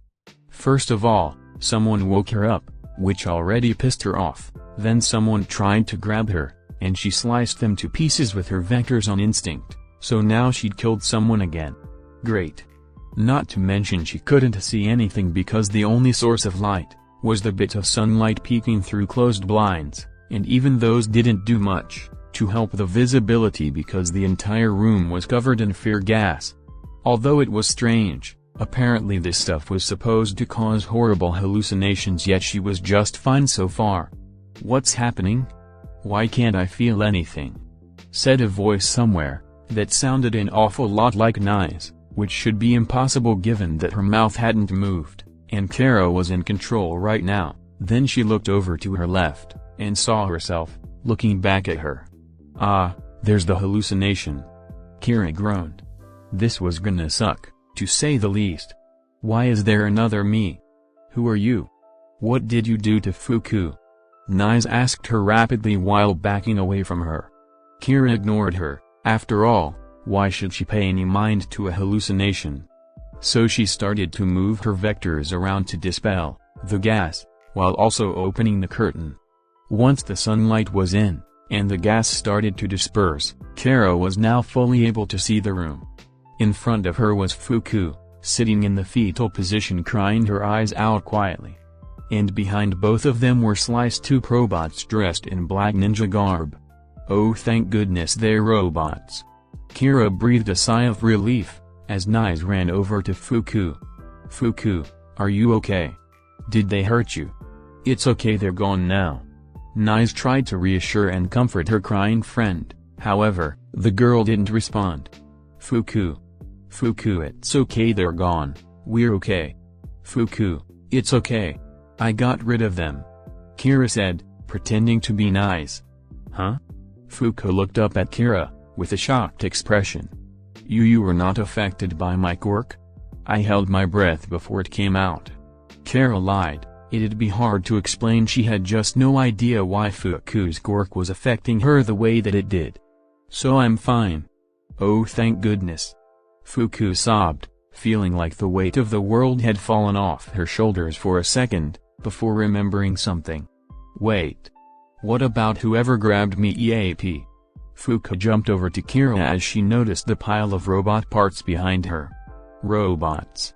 It seems like someone sent robots to try and kidnap us, Kira said, stating the obvious. Are these ninja robots? Nai's said. Cool. How did you know they were robots when you cut them up? Fuku asked her, causing Kira to flinch a bit. I heard the sounds of their robot parts. Nai's lied. Oh, that makes sense, Fuku said, immediately believing her. Wait, why can she hear you and not me? Nai's asked, waving her hands in front of Fuku's face. Fuku, I'm right here. So, what do we do now? Fuku asked with a very concerned expression. What if everyone else is being attacked too? What do we do? There's no way Kyoko could fight against robots. Ah. You're right. But what can we do? Nai's asked in distress. Neither of us can fight, and we can't open the door with no electricity. Kara had to resist the urge to roll her eyes. It's like she forgets how powerful our quirk is. Scree. Fuku went rigid at the sound of something scratching against her metal door. Scree bang. More and more they heard things hit the metal door, and more the two girls started to get nervous. And then the door dented. Without waiting another second, Kira grabbed Fuku with one of her vectors, broke the window with another vector, and then launched herself outside with the other two. Fuku screamed as the two of them started falling to the ground. Fortunately, she'd already used up all her gas, so her quirk didn't activate. Kira used her vectors to dig into the side of the house, slowing their fall until they could safely reach the bottom. Once they did, Kira immediately used her vectors to start running along the side of the house. "Wait. Nice, where are we going?" Fuku asked in a panic, frantically looking around to see if they were gonna be attacked. "Somewhere we can hide," Kira explained. "The house isn't safe, and without electricity, we can't get into the safe room. So all we can do is find somewhere outside and hide." "But the others," Fuku pointed out. "I'm sure the bodyguards can handle it," Kira reassured her. "Damn it, how did this happen?" Sai cursed, as she ran through the halls of the house to try and find any of the kids. Scree. Suddenly from around the corner, a swarm of robots rushed toward her. They were strange little things, about tall enough to reach past her ankle, and built similarly to velociraptors, but without the arms, and their entire head was just a big mouth. Both their teeth and claws were razor sharp, and deadly to most people if they got close. Fortunately, Sai didn't have to get close. She opened up a bunch of portals in front of her and unleashed hell, shooting off dozens of swords per second at the ravenous robots. The robots ran into her swords and were torn to shreds, but despite that, the horde didn't hesitate, and continued to run straight at her, their numbers never seeming to decrease despite how many she destroyed. Scree. Sai looked behind her and saw another swarm of these robots rushing at her from behind. Tch. Sai then opened up portals behind her and unleashed another hail of swords at them. And so even more of the robots were torn apart by her swords, but despite this, Sai was now stuck in between two massive swarms of robots. Damn it, Sai swore. She could only hope that Tokoshi was having better luck. "How many of these damn things are there?" Tokoshi asked as he charged through a swarm of seemingly endless tiny robots. They weren't really any threat to him, their attacks couldn't hurt him, and he could destroy them with just one attack. But they were really annoying, as not only did they slow him down a little bit, they even tore up his nice suit. "Help! Help us! Please!" Tokoshi heard Eri cry from one of the bedrooms nearby. "Hold on, Lady Eri. I'm coming." Tokoshi batted a few more robots out of the way and rushed toward the sound of Eri's voice. When he arrived, he found the door to the room had been smashed open, and inside were Eri and the baby turtles, with a Tigerman in front of them. Between them was a force field, seemingly being created by the fractal that Eri was holding. Smash! Smash! The Tigerman smashed his fist into the barrier, making very small cracks with each hit. "Sir, I'm afraid I'll have to ask you to leave the premises," Tokoshi said, as he crushed the head of a robot with his hand for effect. The Tigerman turned around and faced him, before cracking his knuckles. "Make me." And so ends the third part. Seems like our heroes are ready to start fighting back. Chapter 169, The Sports Festival Part 4. Damn it, how did everything go to shit so fast? Aizawa asked as he and Present Mick ran across the corridors of the arena, trying to get outside to help as quickly as possible to help his struggling students. "Starfish? Seriously? Who sends a giant forking starfish to attack you? Who does that?" Mick lamented as they ran. "I swear if the thing lays a tentacle on the kid I'll hhh." Suddenly a big red hand burst out from under the floor and grabbed his foot, before dragging him to the lower floor. "Mick." Aizawa went to go follow Mick down the hole, but before he could, he suddenly felt something hit him on his left heart, sending him flying. Ag. Aizawa hit the ground and started rolling across the cement floor until he hit a wall. "You're not going anywhere, Eraserhead," said a gruff voice. Aizawa stood up and looked at the source of the voice. There he saw two men. One was a very large dog man, covered in orange and white fur. His right arm was normal-sized, but his left arm was massive. There was probably more mass in that one arm than there was in Aizawa's entire body.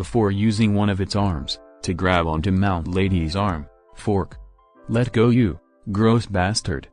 Mount Lady tried to pull her arm away, but Staro's suction cups kept her in its grasp. Well, someone needs to help Mount Tits over there because she ain't doing much on her own. Bakugo shouted as he exploded away a group of students. Whoosh. Suddenly a jet of flames came down from above and burnt off the arm that was touching Mount Lady. Oh yeah. Time to feel the burn. Netsu shouted as he descended down near Mount Lady's head. A kid. Mount Lady looked at Netsu in confusion. She had half the mind to tell him to fly off, given that he was a kid after all. However, seeing as the situation was rather dire, she decided to just go with it. Whatever, I don't care anymore. Kid, blow a hole in that thing. I will personally take care of whatever fine you get. Neat. Netsu's face broke into a wicked grin as he started charging his quirk. Time to send you to heck, Starface. As he'd built up around Netsu, Starro took notice and knew it had to take action. Take this. Inferno Cannon. Netsu unleashed a massive blast of fire right at Starro's eye, intent on blowing a hole right through the middle of it. Whoosh. But the blast never hit its target, as a mind-controlled cement os put up a thick wall of cement between Starro and the attack. Damn it. Mount Lady cursed as she looked at the partially melted wall. Pume. Suddenly one of Aoyama's charged shots blasted Netsu out of the air, causing him to start falling to the ground. Sheet. Mount Lady swore as she put her hand under Netsu, catching him before he could fall very far, and burning her hand each second she held him. Ow, ow, ow, ow, crap. Bang. Bang. Bang. Ag. Mount Lady was suddenly shot in the eyes by a mind-controlled snipe, who started unloading his clip into her face. Ow. Sheet. Cut that out. Mount Lady covered her face with her other hand to block the attacks, but the attacks didn't let up. Death arms threw chunks of the arena at her. Koda sent birds to peck at her face. Shoda from Class B used his quirk to throw things at her, and Juzo softened the ground under her, causing her to start sinking. We need to get the focus off Mount Lady, Ochako said as she dodged attacks from Kirishima and Tetsurisu. Easier said than done, round face. Bakugo shouted as he blew away Sato, only for Ida to charge in and kick him in the stomach. Damn it, glasses, we're getting pushed back, Todoroki pointed out, as Kendo and Shishida broke through his ice. There's too many of them. Ochako looked at the waves of her classmates surrounding them, not to mention all the innocent people under the villain's control. Meanwhile, Mount Lady was being barraged with attacks while hiding Netsu in her hand. If he even tried to exit her palm, then he'd also get bombarded with attacks. Something had to give, otherwise, they'd be done for. Momo was running on fumes. She'd managed to lead the remaining civilians to the exit, but the exit was sealed behind a wall of cement, meaning they were all just stuck in a corner. Bam. Bam. Bam.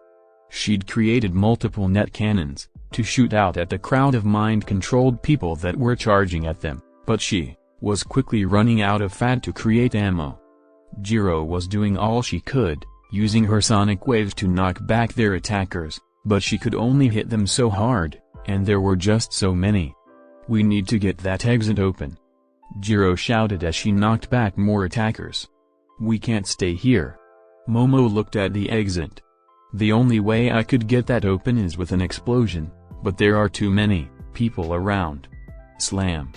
Suddenly, a mind-controlled gang orca crashed into the ground in front of Jiro, looming threateningly over the purple-haired girl. Jiro only had time to look at the hero with fear-filled eyes, before gang orca backhanded her, sending her flying to the right into a crowd of mind-controlled people. Jiro, Momo shouted in panic and fear, as the mind-controlled people grabbed Jiro, and gang orca walked over to her and raised his fist to land a finishing blow. Shing. Suddenly, a bullet soared down from above and hit the starfish on gang orca's face. Gang orca froze for a second, and the starfish fell off his face. Huh? Gang orca stumbles back for a second, very confused as to what just happened and where he was. Then, Sanson came in, slithering between the legs of the mind-controlled masses, and grabbed Jiro from out of their clutches, before bringing her towards Momo and the others. The mind-controlled crowd tried to follow, but then Ken dropped down as Heat Blast, and shot out fire, creating a flaming wall between them. As Jiro was taking over to Momo, Izuku dropped down, with his firearm in hand. "Are you two okay?" he asked, looking over them to see if they had any major injuries. "Midoriya, what are you doing?" Momo asked, taking control of the situation. Izuku summed up. "Ken, melt a hole in that wall. Sanson, keep the masses back. You two, get everyone to the safest places you can find inside." With that, Izuku promptly turned around and started running, Sanson creating a path by pushing aside anyone close to him. "Where is he going?" Jiro asked, wondering what was going through Izuku's brain. If I had to guess, Momo looked at the now-freed gang Orca, who was using his strength to push aside the mind-controlled civilians. It has something to do with that. Meanwhile, at the very top of the arena, in one of the corners, was a woman in a black skin-tight suit, with pale white skin and red eyes. "Shinigami, report. What is the status of the battle?" Achue asked Karai through her earpiece. "Nothing of significance has happened," Shinigami said with a sigh. "Midoriya Izuku is still alive and well, as are all the students and heroes. But they are being overwhelmed." "And what about the rat?" Karai asked. "No sign of him anywhere," Shinigami reported. "Damn. What about the Midoriya children? Have we acquired any of them yet?" Karai asked. Shinigami cringed. "About that. All the soldiers we sent to attack them have been defeated." "What? How is that possible? We sent hundreds of our best men." Karai shouted in shock and outrage. "What happened?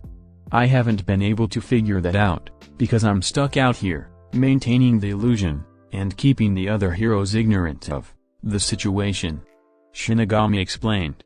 "However, one of them managed to report something a second before he was taken out. Something about an invisible monster." "Invisible monster?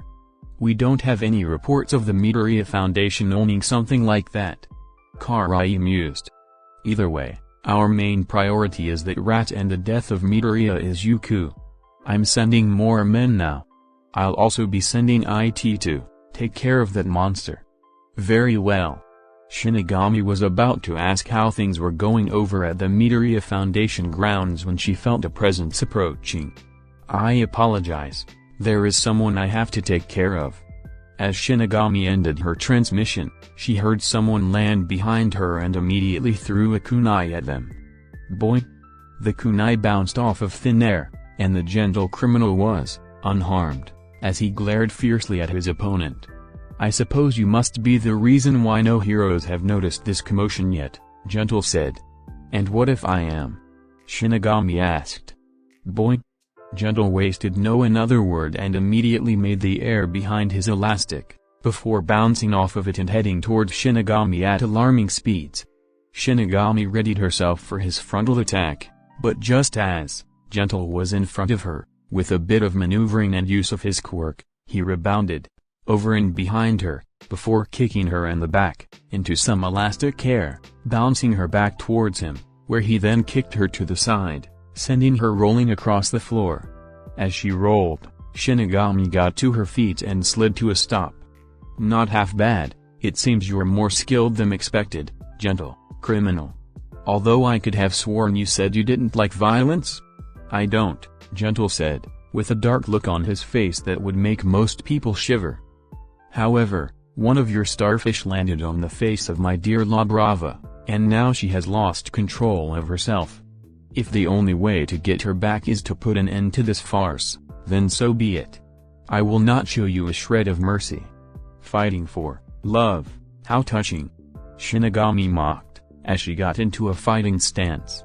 "Unfortunately, this isn't a fairy tale, so the power of love won't save you. I'll be ending your life, here and now." Chapter 170, The Sports Festival Part 5, Tiger Claw had been confident going into this. He'd never failed a mission before and had no intention of starting now. Regardless of how strong his enemy was, or how well guarded they were, he'd always prevailed through some method. But the Midoriya Foundation was another beast entirely. The moment he got here through one of Kurogiri's portals, he was immediately confronted with 2 giant apes and a giant vent snake. They weren't very tough, but it was bizarre. Then, when he found the turtles he was tasked with getting back, guarded only by 2 little girls, he thought this would be easy. Now he was aware of both their quirks, but he'd already planned ways to deal with them if he had to. Namely his gun. But what he wasn't prepared for, was for the white-haired girl to pull out a crystal, and put up a force field. Because who would expect that? Who would prepare for that? But he didn't have much time to figure out a way around it, as one of the butlers came in to fight him. Now normally that wouldn't be a problem, except this guy was just forking invincible apparently. Tiger Claw let loose and a flurry of blows at all of Tokoshi's vital points. But if they bothered Tokoshi at all, he didn't show it. As the man simply looked down at his opponent, unimpressed. Tokoshi then raised his hand, and backhanded Tiger Claw in the side of the face, sending him flying through several walls until he ended up outside, and fell into the grass and dirt below. Yug! Tiger Claw landed on his back and shook his head to get rid of the pain and dizziness. Damn, that old man is far stronger than he looks. And my attacks can't even make him flinch. As he got up, he heard something step on the grass behind him, close, about 2 feet away. Tiger Claw immediately roundhouse kicked whatever it was behind him, hitting something and knocking it back. The hound became visible, and its claws dug into the ground, stopping itself before it could go very far away from its target. It opened its mouth, and let out a stream of fire heading right toward Tiger Claw.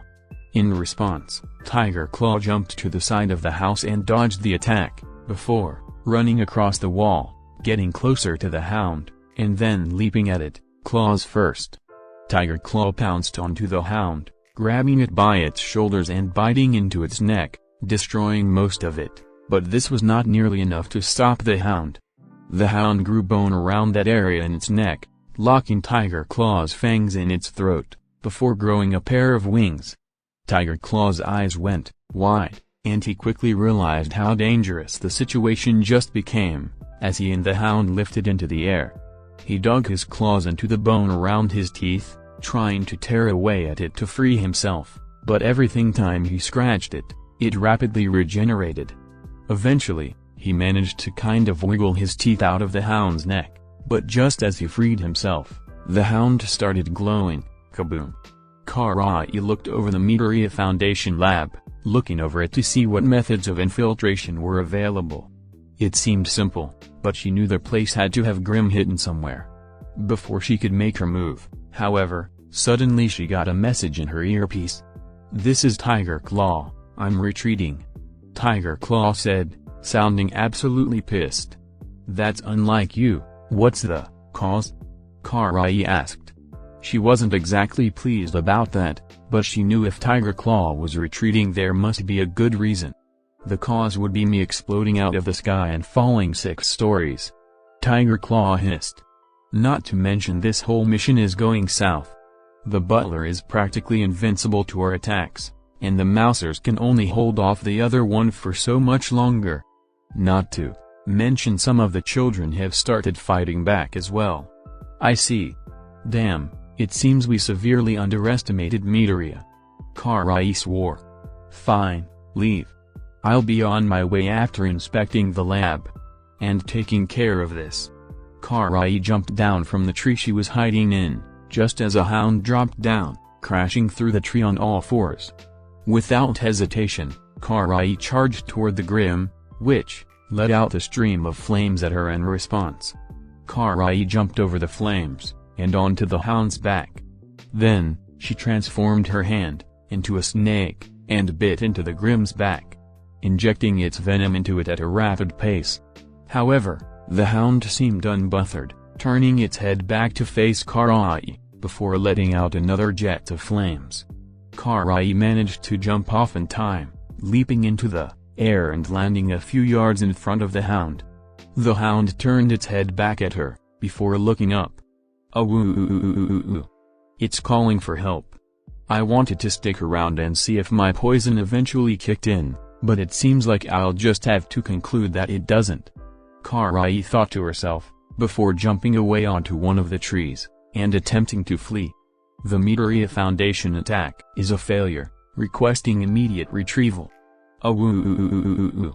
Karai looked back, and saw the hound following her, flying through the air to chase her down. How annoyingly persistent.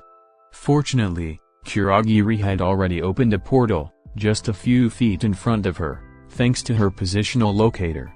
Father won't be pleased about this, Karai thought, as she leapt into the portal, leaving the Foundation grounds, as the portal closed behind her.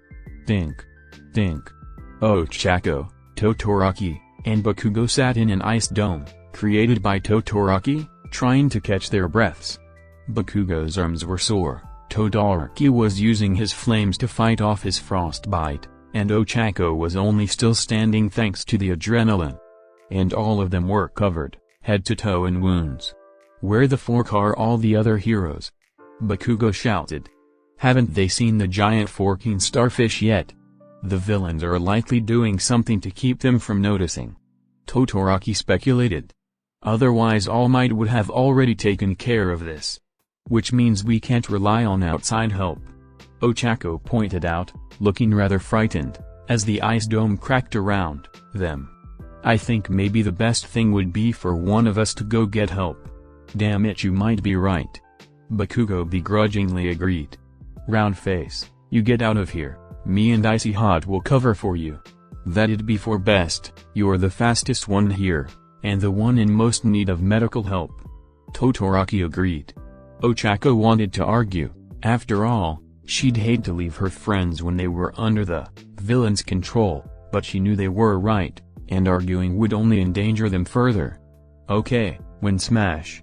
The mind-controlled Tetsu smashed through the ice, surrounded by Shishida, Sao, and Shoji.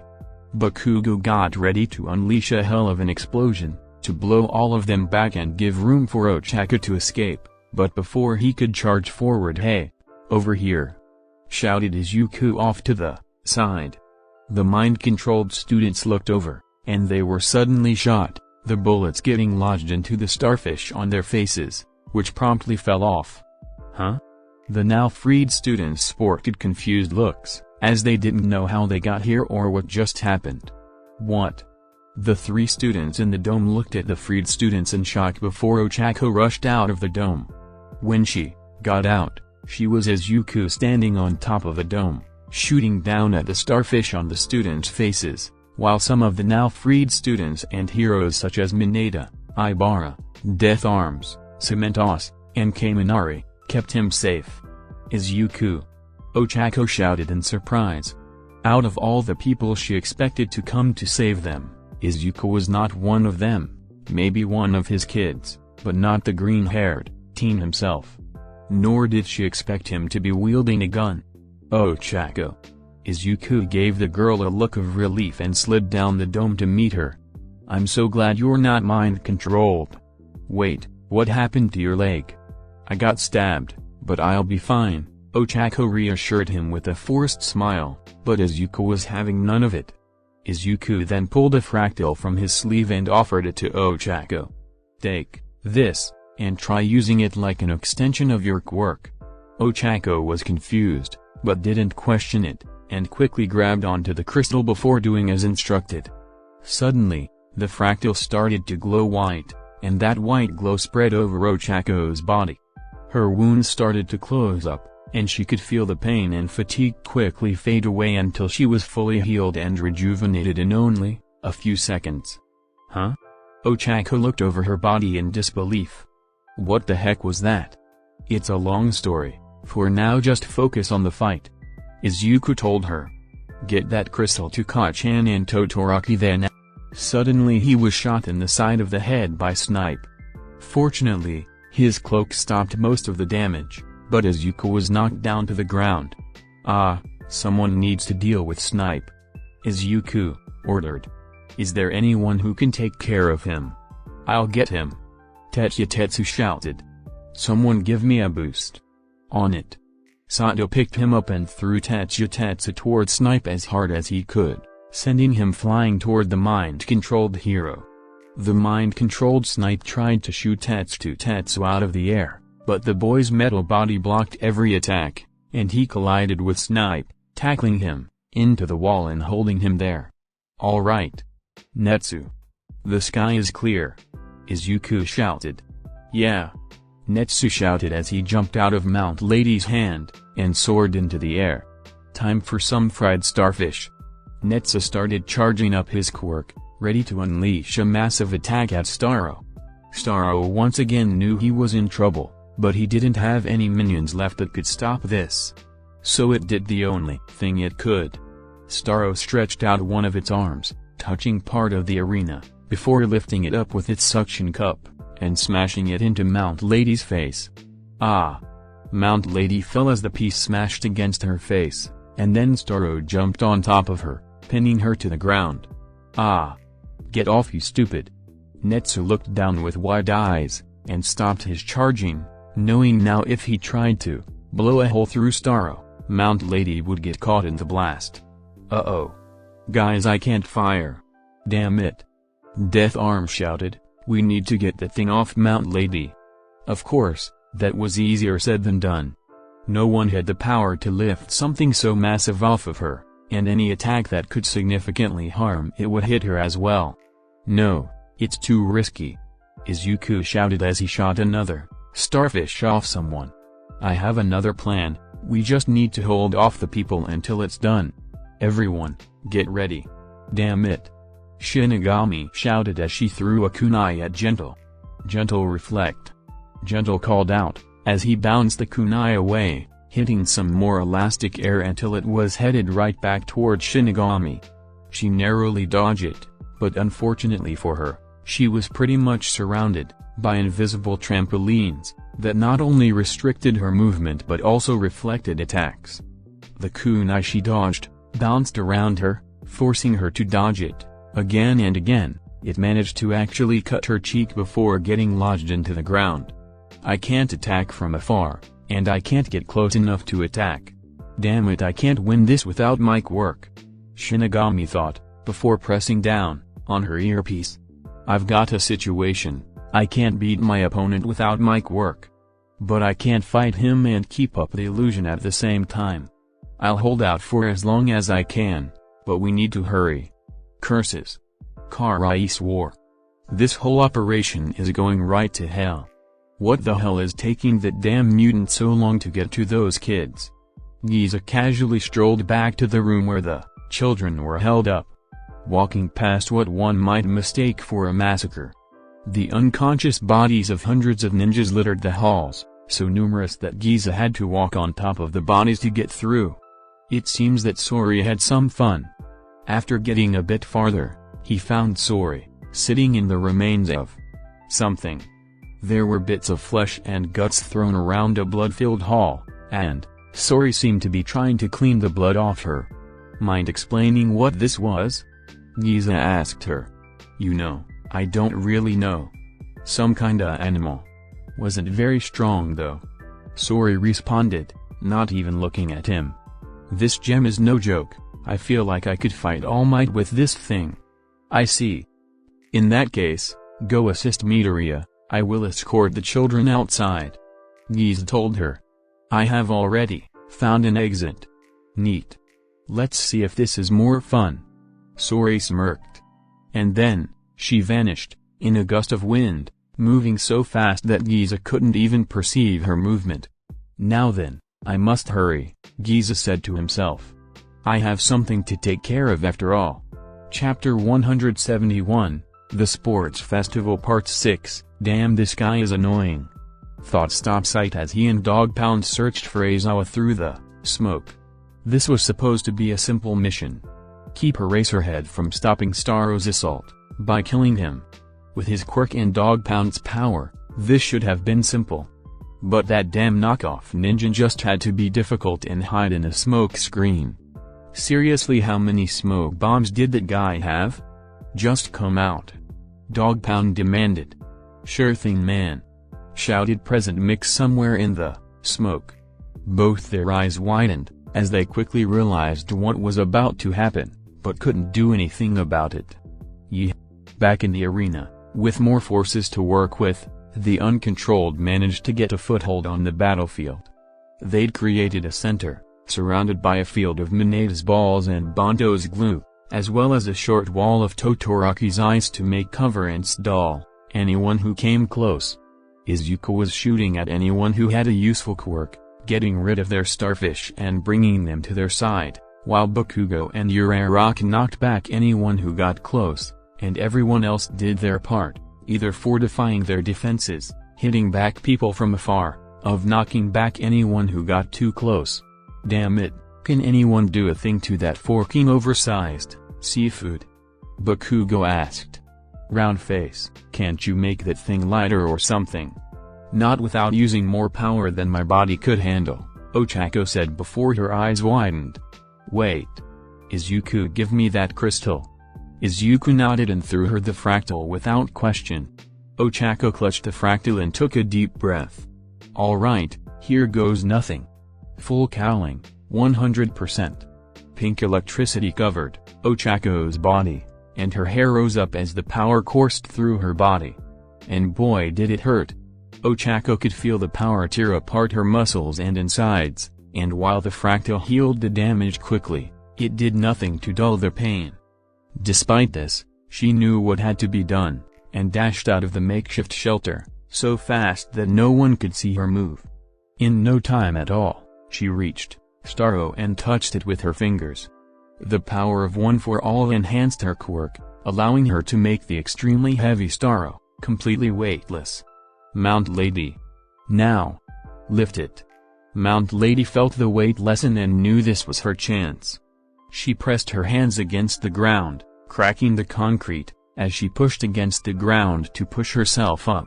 Slowly but surely, Mount Lady started pushing herself and Starro up, but Starro kept its grip on the ground via its suction cups. But that wouldn't be the case for long, as Netsu saw this, and blasted its arms with fire, burning them off, and allowing Mount Lady to spring up, freeing herself of Starro's trap. Get lost! Mount Lady shouted as she tossed the weightless Starro into the air, leaving it completely defenseless. Finally, Netsu yelled as he rapidly charged up his quirk, using every bit of power he had, to finally put an end to this thing. Netsu's fire turned white, as he aimed his hands up at Starro. White. Hot. Hell. Boom. A wave of white-hot fire shot out of Netsu's hands, with a deafening roar, in the form of a huge burning beam. The last thing Starro ever saw was white, as the beam pierced through its center like a bullet through paper. Netsu's beam pierced the sky, putting an end to the star-shaped threat. Release. Ochako quickly deactivated her quirk, allowing the corpse to crash into the earth. She quickly deactivated her quirk, and collapsed from the pain, drifting off into unconsciousness. Woo. Yeah. All the remaining fighters cheered, celebrating their victory, as all the mind-controlled people came to a stop. And then they started going berserk. Suddenly every mind-controlled person started wildly flailing about, hitting anything around them, including themselves, and using their quirks wildly. The fighters looked at the chaos with wide, disbelieving eyes. No. I thought taking out the main one would kill them all. But it was just keeping them in control. Izuku shouted out in horror. Everyone. We need to restrain as many people as possible. Got it, boss? Shouted Sori's voice from out of sight. Slam. Like a lot of slam. Suddenly, every mind-controlled person was stuck in quick succession, knocked unconscious in mere seconds. Once again, everyone looked up in disbelief, as Sori appeared in front of Izuku, holding the Chaos Emerald. Done. What, the fork? Bakugo said simply. Giza brought all the children aside from Ken, Sansen, Mew, and Netsu, outside the stadium, easily incapacitating any mind-controlled civilians that they came across until they reached the outside of the stadium, where they found Ken, Momo, Jiro, and the rest of the civilians who had evacuated. Ken. Nara immediately ran forward and hugged her brother, glad to see he was okay. Thank goddess. I was worried you'd do something stupid and get yourself killed. PFT, no way I'd get offed by an overgrown starfish, Ken said confidently. It is good to see you are all unharmed, Giza said, as he brought the rest of the group together. He turned his attention to Momo and Jiro. I do hate to burden you, but could I ask you to watch over these children for a short while? There is something I must take care of. We're kinda on our last legs here. Jiro pointed out, as she held on to an exhausted Momo. I merely need you to keep your ears open, Giza said as he turned the other way. The rest will be taken care of. With that, Giza ran off, back towards the arena. All while a cloaked figure watched from within the crowd of people, before turning his gaze towards the still, unconscious Kiba. Gentle and Shinigami were at a standstill. Shinigami was in a defensive stance, while Gentle stared her down, looking for openings. You're far more formidable than your reputation would lead people to believe. Shinigami praised while stalling for time. To think someone who could give me trouble in a battle would spend his days robbing small convenience stores. How I spend my time is of no matter to you. Gentle told her harshly. All that matters is that you remove your illusion and free my Laboon. Their conversation was cut short, as Netsu had burnt a hole through Starro, killing the monster. Sheet. Shinigami thought as she looked down at Midoriya, who was very much still alive. Well, that was a bust. Although. She looked over at Gentle, who was now distracted by the death of the beast. I should be able to get away and kill Midoriya, now that I'm not being shackled by holding up that illusion. Shinigami quickly activated her quirk. Illusion, allowing her to manipulate light in an area to project illusions over an area. She'd been using this quirk to make it appear to the people outside that the arena wasn't under attack, but now there wasn't really a point. She made herself completely invisible while leaving a fake doppelganger to trick Gentle. Shinigami attempted to run off the side of the arena, to jump down and make her way to Izuku. However, as she jumped off, Giza flew up, and kicked her in the jaw, knocking her back up, onto the top of the arena, and breaking her illusion. Gah! Shinigami slid back, as Giza landed on the top of the arena. So you finally show yourself. Given you were about to assassinate my benefactor, it would be inconsiderate for me not to show myself, Giza said, as he put his hands behind his back and took a relaxed stance, before looking to Gentle. I must thank you for keeping her occupied, otherwise I may not have been able to stop her before she moved location. No. If anything, you have my apologies. A gentleman should finish his own business in a timely manner. Something which I have failed to do. Gentle gave him a polite bow. If I may, I'd like to ask you for your assistance in punishing this woman, for harming my dear La Brava. Gladly, catch.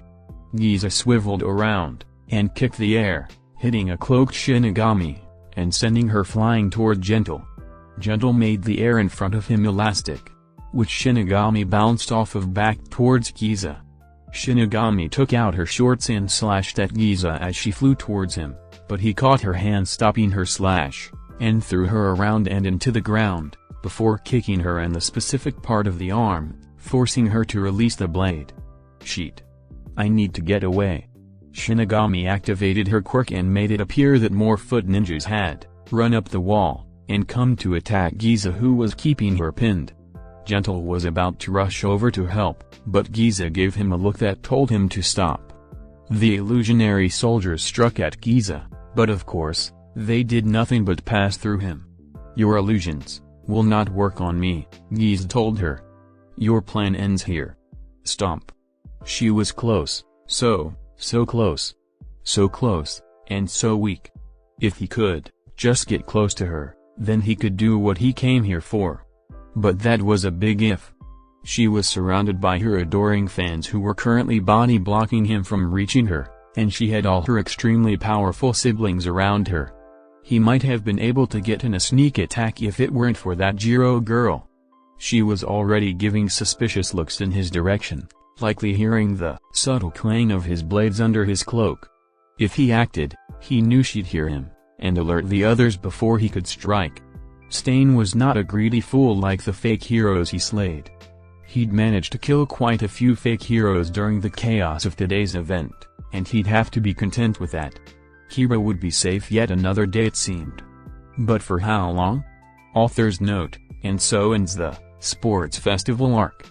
This arc feels a bit worse than the other villain attack arc. That arc was more planned, whereas this one I was just flying by the seat of my pants, and some elements just feel underwhelming to me. Chapter 172, The Foundation Strikes Back. Nezu looked over the ravaged arena with a glint of disappointment in his eyes. Aizawa was using his quirk to remove the starfish from the rehumming vitamins' faces, while other heroes cleaned up the damage left behind, and escorted any civilians out. Today was supposed to be a good day. A day where the students could show off their hard work, and gain connections within the hero world. But instead, his students spent the day either under the control of villains or fighting for their lives. If it weren't for Midoriya, someone likely would have died. This could not stand. Nezu would not take this lying down. Mark my words. The League of Villains. The Meta Liberation Army. The Foot. You will regret this one day. I swear it. Nezu thought as he walked off. Overall, this attack had far fewer repercussions than the last one. The house was nowhere near as damaged, so in the span of merely a week, everything was good as new. No one had gotten all that injured, and most of the children seemed unaffected mentally, if not a bit shaken.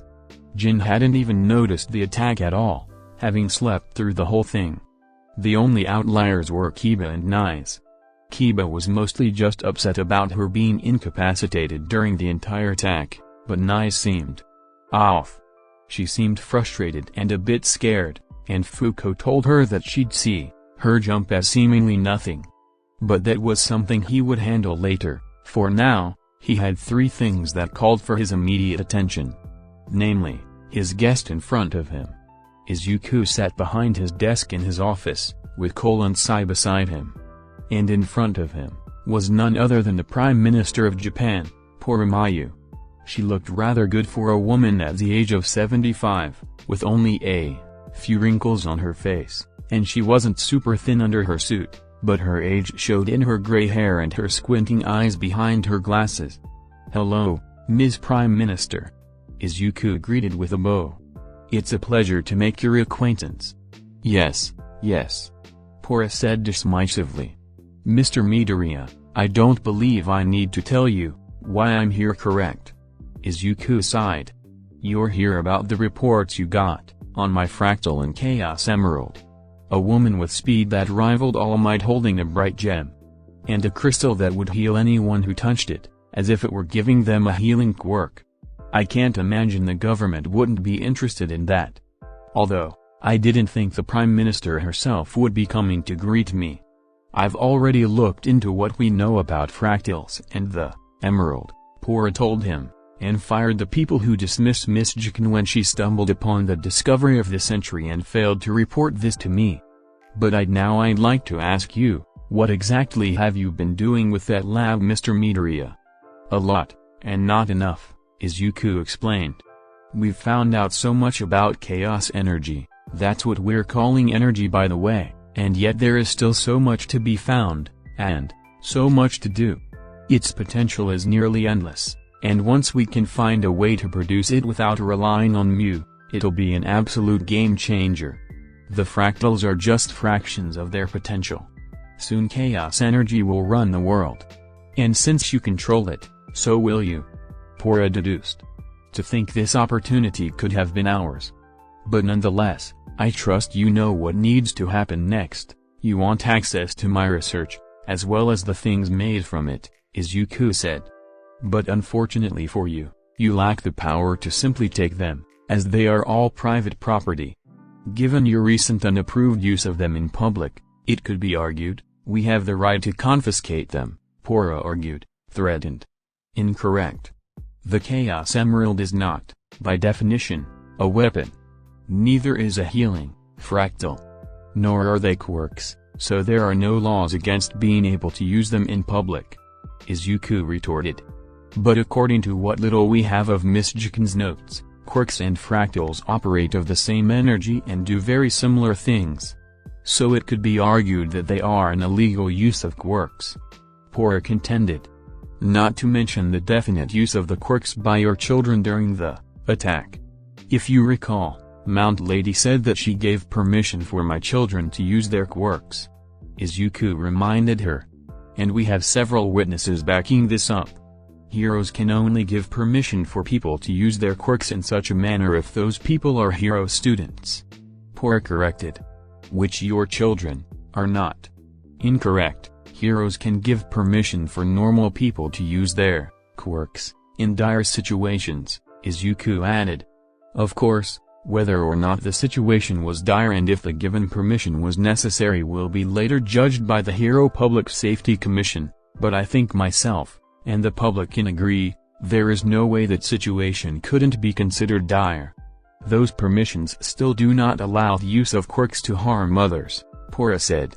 Other people. Netsu, only hurt that starfish and there is no proof of any of my children having harmed a person during the attack. Izuku told her, getting frustrated at this point. Look, you have nothing significant to use against me. So here's what we can do, we can either work together and come upon an agreement that benefits us both, or you can keep trying to get one over on me and make me angry. And I assure you, that won't do you much good. Pora glared at Izuku. TCH. Fine, what is it that you want? Izuku smiled. Thank you. Now, as for what I want. It was about time, Izuku decided, that the lab had a dedicated room for important meetings. And so now he and the scientists were in one of the plain white rooms, sitting along a long rectangular table, with Izuku at the front. Things were rather tense, as all the scene sits except John gave him nervous and somewhat sympathetic looks. Now, Izuku started. I'm sure all of you can figure out to some extent why we are here. Guessing it has to do with the massive attack that just happened. John, as opposed to everything, didn't seem too concerned. He was still taking everything seriously, but he was far more relaxed. That's right. Izuku nodded, before taking a brief pause. Now, before this, I was willing to just do everything I could to keep my family safe. But this has shown me that that is not enough. They won't let us be. They will take every opportunity to attack us, no matter who gets hurt. And they will make our lives miserable. So long as my enemies remain free, my children won't be able to leave the grounds of the Foundation, without risk of something like this happening. This is unacceptable. This cannot be allowed. And so, I can't stop at just defending us anymore. I need to attack. I need to crush my enemies if I want my children to be safe. And so that's exactly what we're going to do.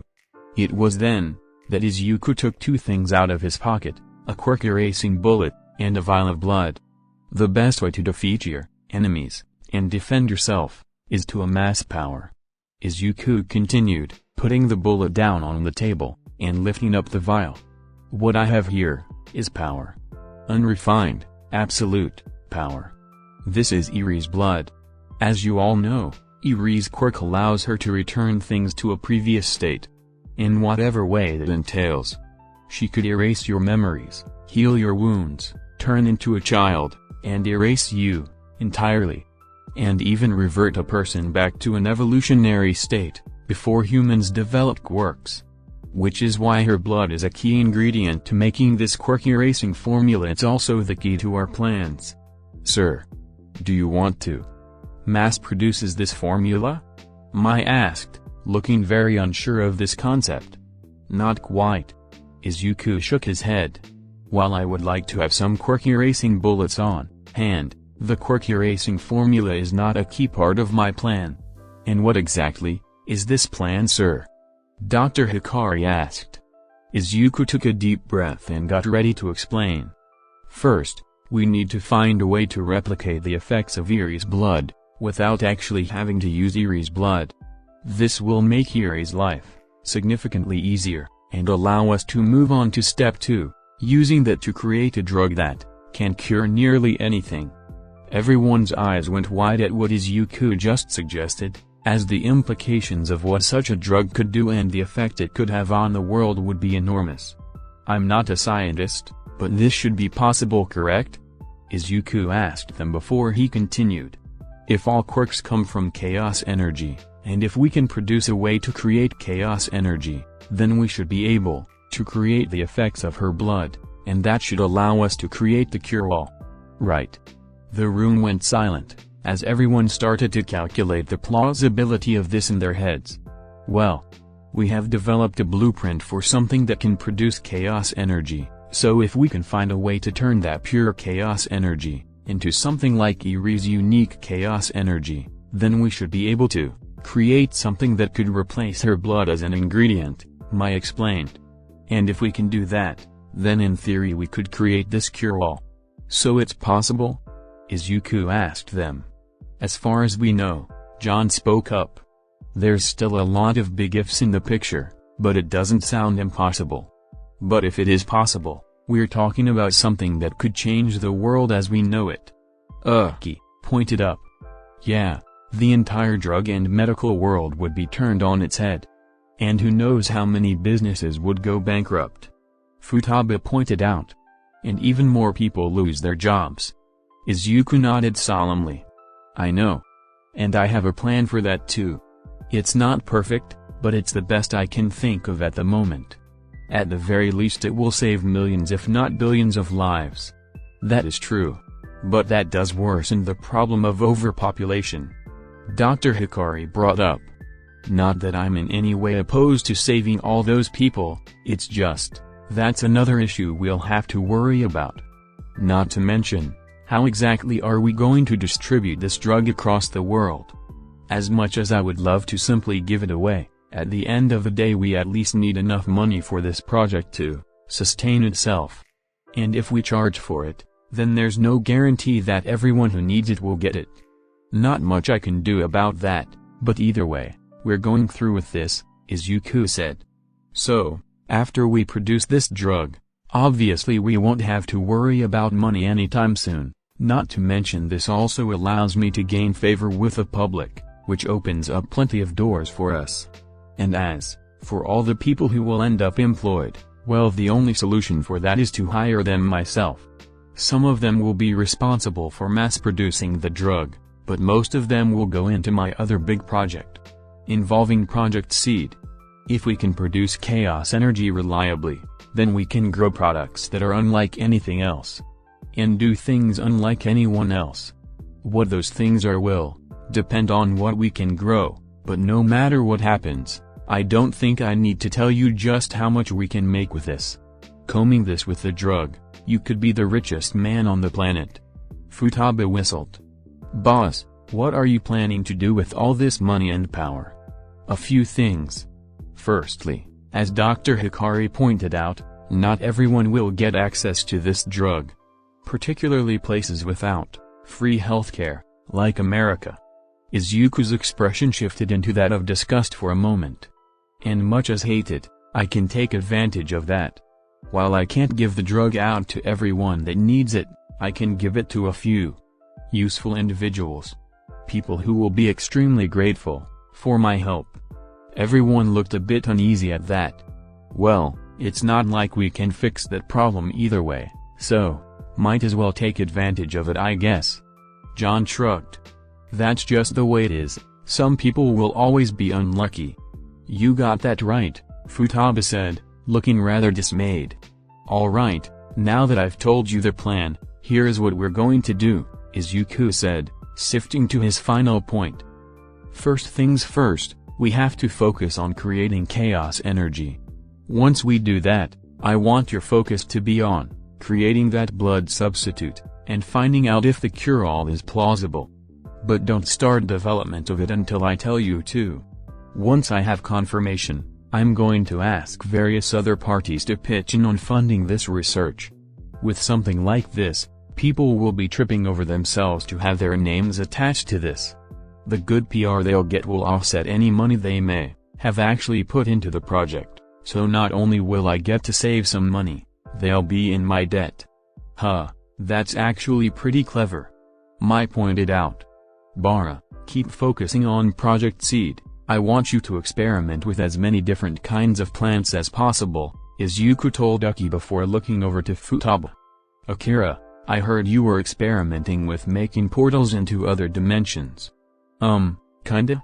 It's mostly making a portal into the cognitive world. Futaba explained. I see. Do you think that sort of research could help us learn more about portals, and warp quirks in general, and maybe how to stop them? Izuku asked. Well, that's not really my area of expertise, but probably, Futaba answered with a shrug. To be honest, I'm kinda stumped on certain parts of the project. Maybe we could bring in someone who specializes in wormholes or something. Noted. Izuku nodded. I want to find some way to stop villains from warping into the facility. That's gonna be a tough one, Futaba muttered. I would also like to drastically increase the personnel working around here, Izuku said. As of now, we have far too many scientists working on our various projects, forcing us to pick and choose a select few projects to work on at a time. It limits us by quite a bit. Find people you can trust, in any way you can. It was then that everyone started to consider how to do this. Colleges, students, old friends, there were a few options if they went out of their way. Another thing, I need you to find a way to extend the range in which Yami can absorb negative emotions, Izuku asked. Since he can't go outside, he can't absorb as much energy. This is a big issue for obvious reasons. So you want us to create some kind of emotion vacuum or amplifier? Futaba mused. Yeah, we're definitely going to need to increase our work staff for all this. I'm sorry for asking so much of you, Izuku said. But it's all necessary to protect the future of my kids. We understand, sir, and it's the least we can do for all you've done for us, Mai reassured him. We will do our best, sir. One last thing, and again I'm sorry for asking a lot. Izuku then reached into his sleeve, and pulled out a jar, containing one of the starfish from back at the arena. I'd like you to analyze this. Isn't that one of the things that attacked the sports festival? John asked. Is it okay for you to have that? It is now, Izuku told them, before taking out his phone, to look at the time. Oh, sorry, I have to be somewhere to be soon. So then, everything is in place. Nezu and Izuku were currently in the private room of a very high-class restaurant, enjoying some steaks and salads. Once everything is finished, I'll have the power to do whatever I want, Izuku said, not liking how sinister that sounded. And enough money to buy a country. Good, good. I always knew you had incredible potential, Mr. Midoriya. Nezu praised. Combine that with your peculiar luck, and you have something truly special.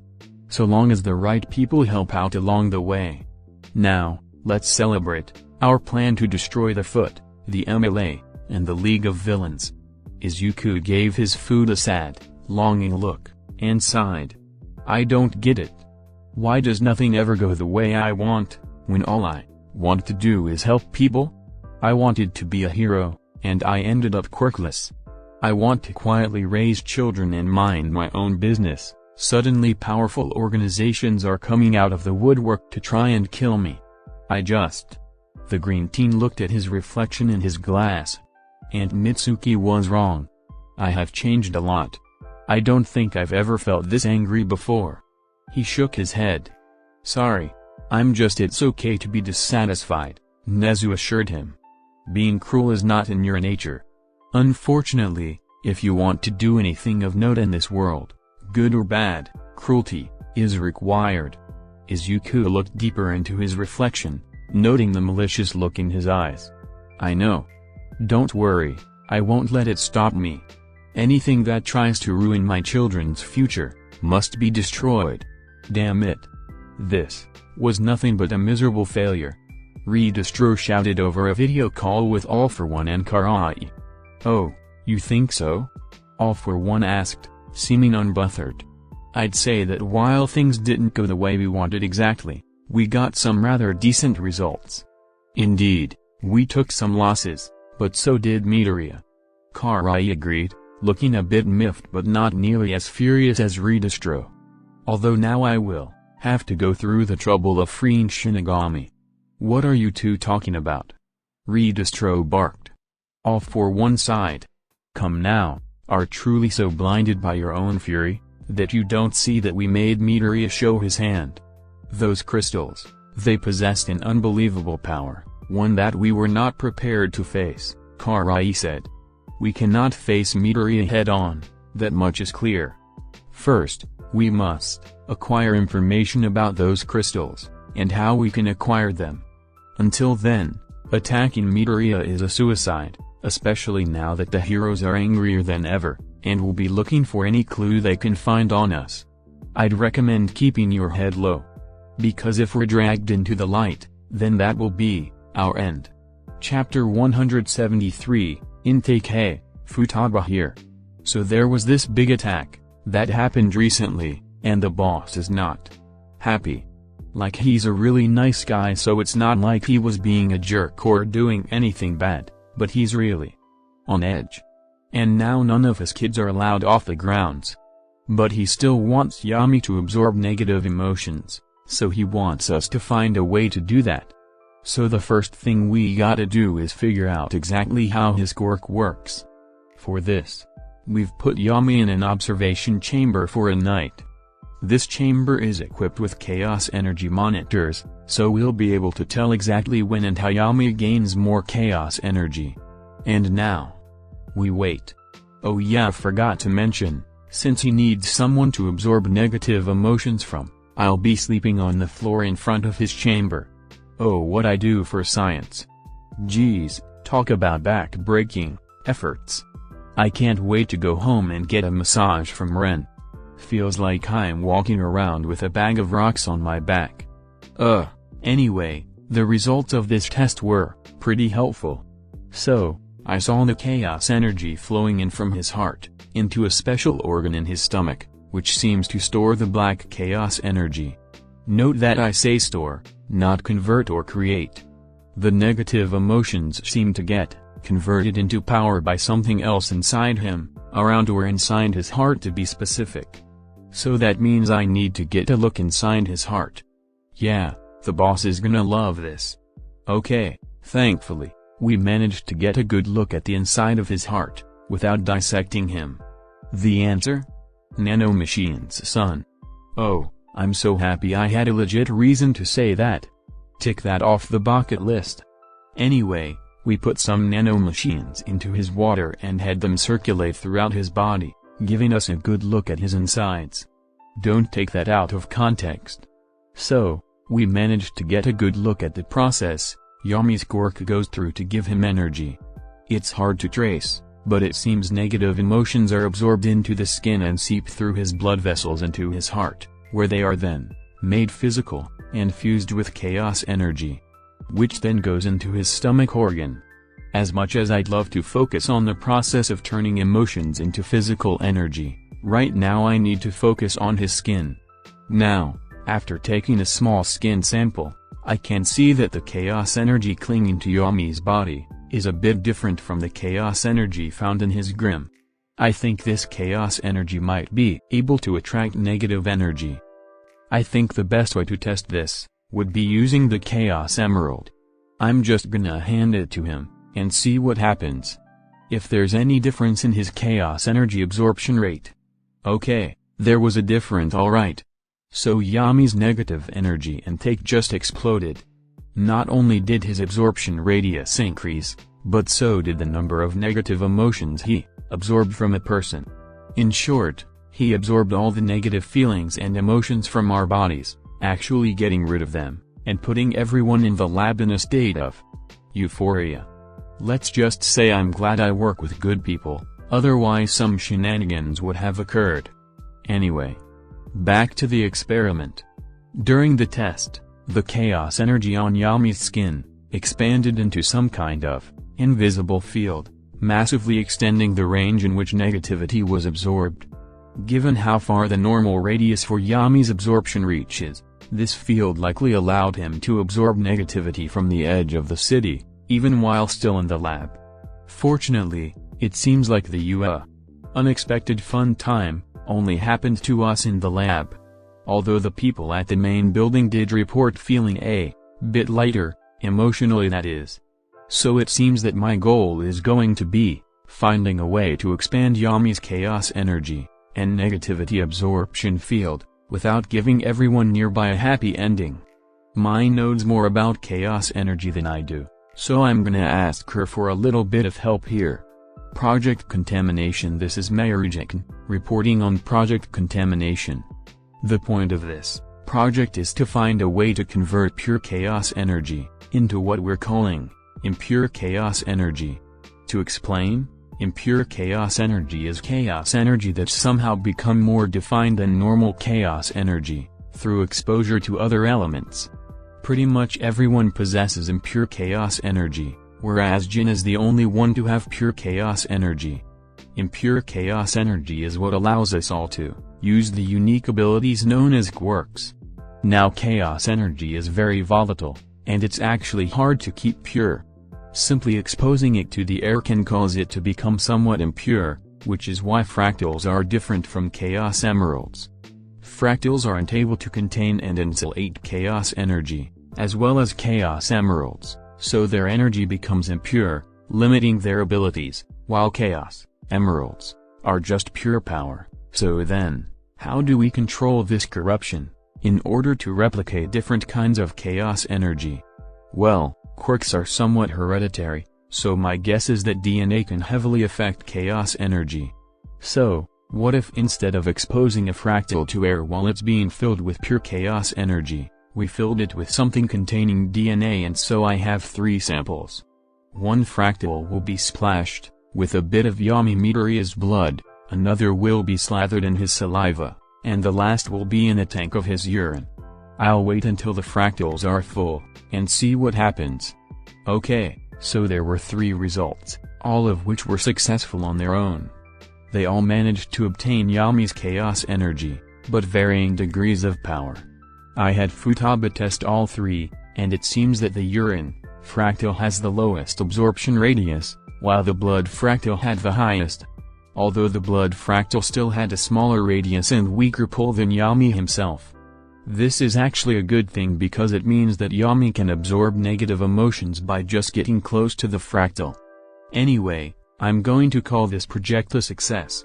Project intake continued alrighty then, so it took a bit of time and a lot of help, but I managed to find a way to make this negativity absorption machine.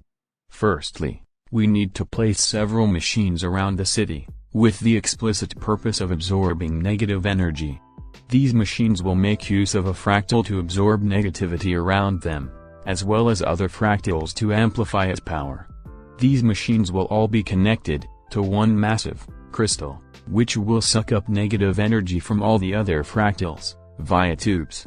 Focusing it all on the chaos energy that the fractals collect, into one larger fractal, which Yami will then pull from whenever he likes. Although it'll take a lot of time to actually make any of this. Just getting that many fractals charged full of energy is gonna take weeks, not to mention how long it'll take to build everything.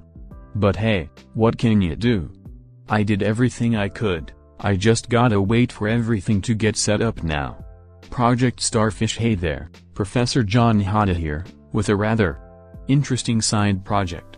While I was waiting for the Chaos Engine prototype to start its growth, I decided to do some analysis on that starfish thing Mr. Midoriya brought, and boy was it strange, to say the least. First of all, its DNA is all over the damn place. I obviously found some starfish DNA, but its DNA belonged to humans. And I'm not suggesting this thing is some kind of hybrid, rather, it's like some kind of mishmash of different creatures all forced together. What's even weirder is that once I got a tissue sample, I noticed it was entirely made of dead tissue. despite it obviously being alive. It's like a little Frankenstein's monster. Both are fascinating and utterly disturbing. I tried finding the sources for all the different DNA samples, but I got no luck. It's all too deformed for me to get a good idea of where it came from. My only guess as to how this thing was made was someone mashed up a bunch of dead bodies and revived them somehow. No idea how, though. As I said, fascinating, but disturbing. Putting that aside, I decided to do some behavior studies, as well as get some brainwave samples. And honestly, it acted a lot like a toddler. No, I'm serious, it never showed any signs of anger or malicious intent like you'd expect. Instead, it just seemed curious. And its brainwaves are very similar to what you expect from a young child, between the ages of 1 and 3. Anyway, I'm gonna keep it under watch for a while. Oh, and I should probably give it a name. I heard that the villains called this thing Starro, so I'll call this thing Jero. Chapter 174, Life Goes On. Izuku woke up like he did every day before the sun rose. And just like every day, he got to play the game of sneaking away from the children clinging to him like a lifer raft. Today he got to extract himself from the combined hug of Kyoko and Nai's. Easy work. Kyoko was a sound sleeper, at least she was when she was with Izuku. By herself she tended to have nightmares, and as such was more easily woken up. Which was also the reason she often slept with Izuku. Nai's on the other hand was a bit more difficult. She'd always been jumpy, as one could expect from a person who didn't know who they were and didn't have many people they could trust, but after the attack, she'd be even jumpier than usual. But Izuku could manage. Quietly and very slowly, Izuku moved himself out of their grasp, and stood up, before putting the blanket over the two girls. Izuku did some stretches, before getting dressed. Alright, time to start my day. Izuku and Fuka were hard at work in the kitchen. Fuka was working on biscuits while Izuku made some bacon and eggs. The teen dad looked over at Fuka, as she pulled out the finished biscuits from the oven, and smiled. "I'm so proud of you." Huh? Fuka froze, and she nearly dropped the tray of biscuits, as her face went as red as a tomato. Where did that come from? Izuku chuckled and smiled fondly at her. Sorry. It's just. Look at you. Back when you first arrived, you refused to even step foot out of your room. And now, you're helping me make breakfast for your friends. I'm really happy seeing you like this. Fuku's face somehow got even redder, as she started mumbling incoherently for a while, before eventually spitting out a thank you. Izuku's smile widened. It's my pleasure. Slam. Izuku grunted, as he was thrown to the ground, Giza holding his arm while his foot was planted firmly on his back. Izuku was not a combatant, yet despite that, he often found himself in combat somehow. As such, remaining inexperienced and powerless would not stand, at least not for him. Sure, there was Sheena and the fractals, but not only did he not always have the luxury of those methods, but both of them only lasted so long. And so he decided he would spend some of his free time training with Giza. Midoriya, do you know what your main issue is? Not just in fighting but in general? Giza asked him rhetorically. It is that you are far too eager. You lack any sort of patience. That attack was far too unbalanced. Distributing that much of your weight into an attack when you have no guarantee that your blow will even land is simply unwise. You must show more patience and restrain. Especially as your lack of quirk will leave you lacking both defensively and offensively. Izuku sighed. Always his quirklessness. But he was right. I get it. I'm sorry. Do not be sorry. Be better. After this session you and I will be practicing breathing techniques that should aid you in claiming yourself during battle. Giza told him, before getting off of him and helping him to his feet. But now I believe it is time we discuss the matter of your weapon. Another thing Izuku decided was that he needed a weapon. one aside from his quirk-removing gun, because might not always be effective at close range, and he didn't want to have to use it as a first resort. But since he had little experience with combat and weapons, he decided to leave it to Giza to find the best weapon for him.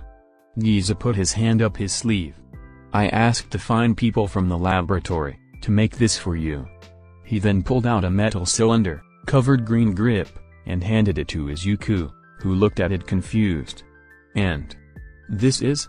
Izuku looked at it, wondering what kind of weapon this was exactly. "Try gripping it as you would a weapon, to be used in battle," Giza told him. Izuku held the thing out, not knowing what might happen, and clenched the grip tightly. Shing! Suddenly the cylinder extended into a long metal bow staff. A bow staff? Izuku relaxed his grip and the pole retreated back into the grip. "It's lightweight, and easy to move around with. And you'll be able to take it with you anywhere you like. And it's a good tool for mobility, and keeping your foes at a distance, two things you should be prioritizing," Giza explained. "And it's a weapon that requires patience, good timing, and mastery of weight distribution. All things you need to focus on most." "That all sounds great." Izuku looked at the weapon considering what Giza had told him. "But how effective is it at causing damage? Not that I'm out to hurt people, but I probably need to at least a little if I'm using it. Here, let me demonstrate." Giza held out his hand, and Izuku gave it to him. Slap! "Ow!" Izuku cried as Giza slapped him across the face, before taking 2 steps back. "What was bonk?" "Agh." Izuku fell face first onto the hard metal floor after Giza smacked him across the face with the staff. "Tell me, how much damage do you think that did?" Giza asked him, with a smirk on his face. "Point taken." Izuku groaned as he rubbed his jaw and pulled himself up. "All right, let's get training then." Nothing good is on," Yaba said as she and her sisters sat in their room, trying to watch TV. Ji turned off the TV and looked at her more aggressive sister. "So what do you want to do?" "I don't know." Yaba sighed. "Maybe spar with someone." "But we've been sparring a lot." Inu protested. "I don't really want to fight anymore." Knock. Knock. Knock. "Come in," said all 3 girls at once. Izuku entered the room, and after a quick look, he could figure out the situation quickly. "Hey, girls, bored?"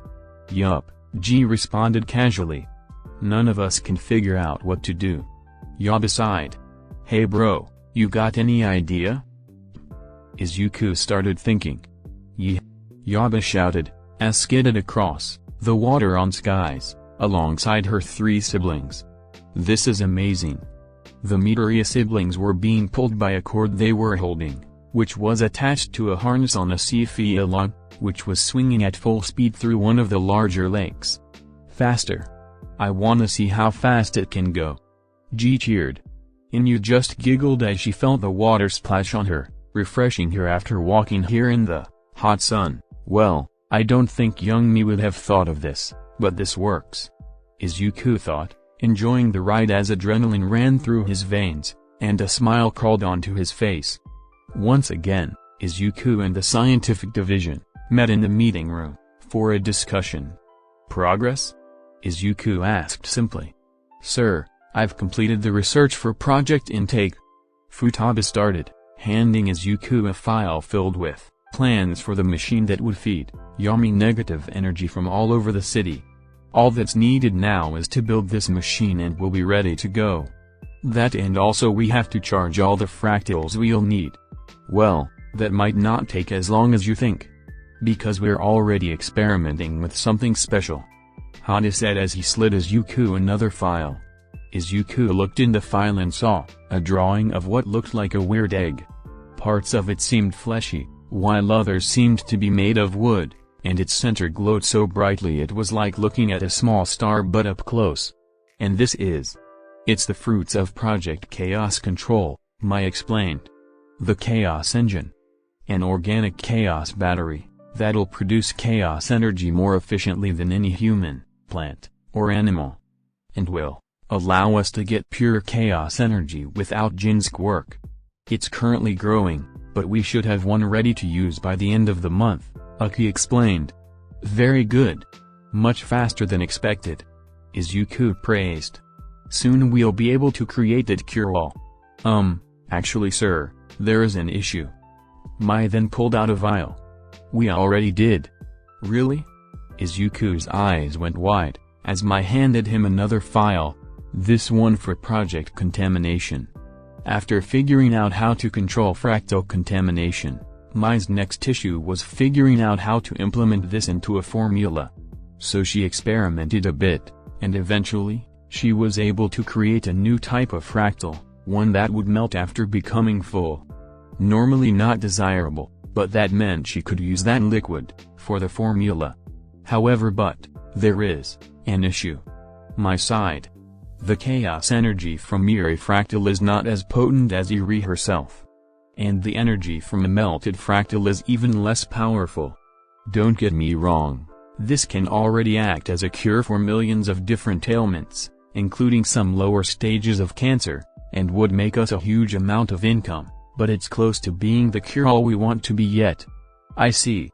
Izuku took on a thoughtful expression. That might not be a terrible thing. If we can make various different cures of different qualities, that means we'll be able to price some of them lower and sell them to people who have lower incomes. It won't fix our problem entirely, but it will help. But I will need you to see if you can increase the potency. Working on it, sir. It's second priority right after the chaos engine. Mai responded. And you said that you could create fractals with specific powers? Izuku asked. If that's the case, then there's something I need. Oh, here it comes. Izuku was now sitting on the couch with AKA and Netsu, watching the news showing Blue Blur fighting a villain. Blue Blur had run off, building speed to perform his finishing attack. Sonic Boom! Shouted Blue Blur, as well as Izuku, AKA, and Netsu at home, as Blue Blur drop-kicked into the villain so fast, it created a boom as air exploded from the epicenter. So cool. Netsu cheered. Amazing. That villain won't be able to eat for days. AKA added gleefully, before turning to Izuku. How did he do that much damage? Oh well, it's simple. Blue Blur's quirk doesn't just let him go fast, it also creates a little protective shield around him while he's running. It doesn't do much against attacks but absorbs all the friction and wind pressure that goes up against him whenever he runs. And he can release all that energy, whenever he wants. Letting him do stuff like that. Izuku explained. It's been forever since I did this. Feels better than it used to. How fast can he go? Netsu asked. No one really knows, he keeps it a secret. Izuku shrugged. But we've him go faster than sound before, so I can only imagine how fast his top speed is. Amazing. Netsu shouted, getting fired up, literally. Do you think I could go that fast? Izuku gave him a sympathetic, sad smile. Sorry, you might be able to, but your body wouldn't be able to take the wind pressure. All you. Netsu instantly became less ecstatic, as his fire dimmed, slightly. Don't feel too bad. There's lots of stuff you can do that others can't, Izuku reassured him. And you can still go really fast. Not many people can keep up with Kiba in a race. You're right. Thanks, Dad. Netsu instantly perked up. Bet Blue Blur can't set a whole forest on fire. Yeah. Izuku stuttered, not sure what to say to that. I'm sure he can't. Please don't set the forest on fire, geez. I swear this thing gets torn up so much it's ridiculous. Izuku was now in Kiba's room, fixing up her cloak. Sorry caretaker, Kiba said, twiddling her thumbs apologetically. It's fine, seeing your cloak as this tells me how active you've been. And that makes me happy. Izuku assured her. Better to use something than try to keep it in perfect condition forever, and never end up using it. Then, it might as well be useless. It wouldn't be useless, Kiba muttered with a pout. And besides, no matter how much it gets tattered and torn, I'll always be here to fix it up, Izuku said as he finished up the repairs, and placed the cloak over Kiba. Always? Suddenly Kiba gained a worried and slightly fearful expression, and Izuku quickly regretted his choice of words, as he knew exactly why she was like this. It's not your fault, Kiba. You got sick. There was nothing you could have done, Izuku reassured her, knowing she was still upset about being a liability during the sports festival attack. I could have been more healthy, Kiba argued. You are already being pretty healthy. You even eat your greens, like a good girl, Izuku said, giving her a pat on the head, and a heartwarming smile. You exercise every day, and don't eat too much candy. Sure, you spar a lot, but that's not what made you sick. It just happens sometimes, I guess. Kiba sighed, before shaking her head to get herself back in high spirits. Don't worry, caretaker. I swear I won't get sick for many more years. Illness will not weaken me. Izuku laughed. I hope you keep that promise. Alice was currently working hard in the library, once again trying her hardest to master Japanese. Hello, Alice. Izuku greeted as he came into the library, holding something behind his back. Mr. Midoriya. Alice greeted in English. Just wanted to check on you. It must have been scary, being attacked like that in a foreign land, after coming here for safety. Izuku said with a sigh. I wish I could have checked up on you sooner. But I was busy. So, are you okay? I'm okay, Mr. Midoriya. It was scary, but Ms. Sori was really cool. She beat up the bad guys so fast we couldn't even see her. Alice exclaimed, still remembering how amazing Sori was that day thanks to the Chaos Emerald. Good, good. I'd hate it if you thought Japan was scary after that. Izuku smiled. Also, I got you a gift. Izuku then pulled out a rather strange-looking, brown hat, with a fake sakura tree on the top, and roots going down the side. I heard you liked weird hats, so I got you one. Alice gasped. It's perfect? Thank you, Mr. Midoriya. I'll add it to my collection. Great. I'm glad that you like it. Izuku said happily. Remember, if you see any hats you like, or anything else, within reason, just ask me. Okay. Mr. Midoriya. Why are you so nice to us? Alice asked innocently. You let me and Mommy live here and get away from the bad men who were after me, and you're always doing nice things for us. I'm really happy, but why? Izuku smiled down at her and patted her on the head. I just love making people happy. The same way you feel when you get a new hat, I feel when I make people smile. Oh, that's cool. Alice said, looking up at him in amazement. I think so too, Izuku responded happily. Izuku sat back in his chair, after finishing a stack of paperwork, as the sun set behind him. You seem to be in a pretty good mood today, sir, all things considered, Cole noted as she did her own load of paperwork. All things considered, I thought you'd be a bit sourer, considering everything that happened. Well, I can't be negative all the time. It's bad for the kids, Izuku explained. Plus, may I's candies help. Fair enough, just be careful with those, sir. Cole reminded. I will, thank you for your concern. Izuku praised. Oh, and get ready. The paperwork for the farm is going to be here soon, and there is a lot of it. Paperwork for the what? Chapter 175, Setting Up the Board. The lab had gotten far livelier in the past month, which could be seen as Izuku walked through the front door. Many more scientists, employed by the already employed scientist, scurried about, talking, jotting notes, and doing calculations. Of course, many of them were looking at him. It'd be hard not to pay attention when your boss walks in the room. And the boss is a teenager wearing an evil-looking cloak oozing darkness. But he ignored all of them. Except for the two people he came to see, Dr. Hikari, Mai, and Uki, who were all standing in the center of the lab. Hello everyone, I trust you all prepared what I asked you for? Izuku asked. Yes sir, right this way, Mai said, as she guided Izuku deeper into the facility. The four of them arrived in a test chamber, where they met with Professor Hada at a table behind him. "Yo. Nice to see ya, boss," Hada greeted. "The feeling is mutual. Now if you kindly show me what I came to see," Izuku responded. "Sure thing." Hada moved aside, giving a clear view of the table. On it was a stick, a huge dumbbell, and a circular metal device with a fractal inside. "Let's start with the twig." "Right." Uki moved over to the table and picked up the stick. "As I told you during my investigation of plants' abilities when infused with chaos energy, I came across this apple tree with very peculiar properties.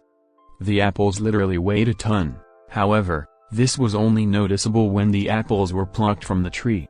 After further study, it appears these branches have a kind of anti-gravity effect, in that they can literally support anything." To prove her point, Uki put the stick under the handle of the massive dumbbell and proceeded to lift it with no issue. The branch, no bigger than a ruler, lifted the entire thing without any sign of strain, and Uki, whose arms were only slightly thicker than that stick, also didn't seem to have any struggle. Of course, it does have to have something keeping it up, but so long as it can carry a stick, whatever is fine, Uki said, as she held the stick and the dumbbell up with her finger. "Fantastic." Izuku looked very pleased, as he could already see his plan coming together. "And what about the device?" "Well, as you know, machines, while they could access the raw energy of a fractal, could not utilize their unique properties. Their quirks rather," Dr. Hikari explained as he came over and picked up the device. "However, the metal from those cacti is not technically metal at all, but rather an organic plant tissue, similar to that of metal. So with a bit of help from, we were able to make a deceive that's able to make use of the fractal's unique energy. In other words, I went over and pressed a button on the machine, causing the fractal inside of it to glow for a second, before the entire device turned invisible." "Amazing." Izuku looked at the now invisible device. Good. I am very pleased." "And, what about the fractal enhancer?" "Still working on that. We have an idea, but it's going to take some time," Mai explained apologetically, causing Izuku to frown a bit. "How much more time?" Izuku asked.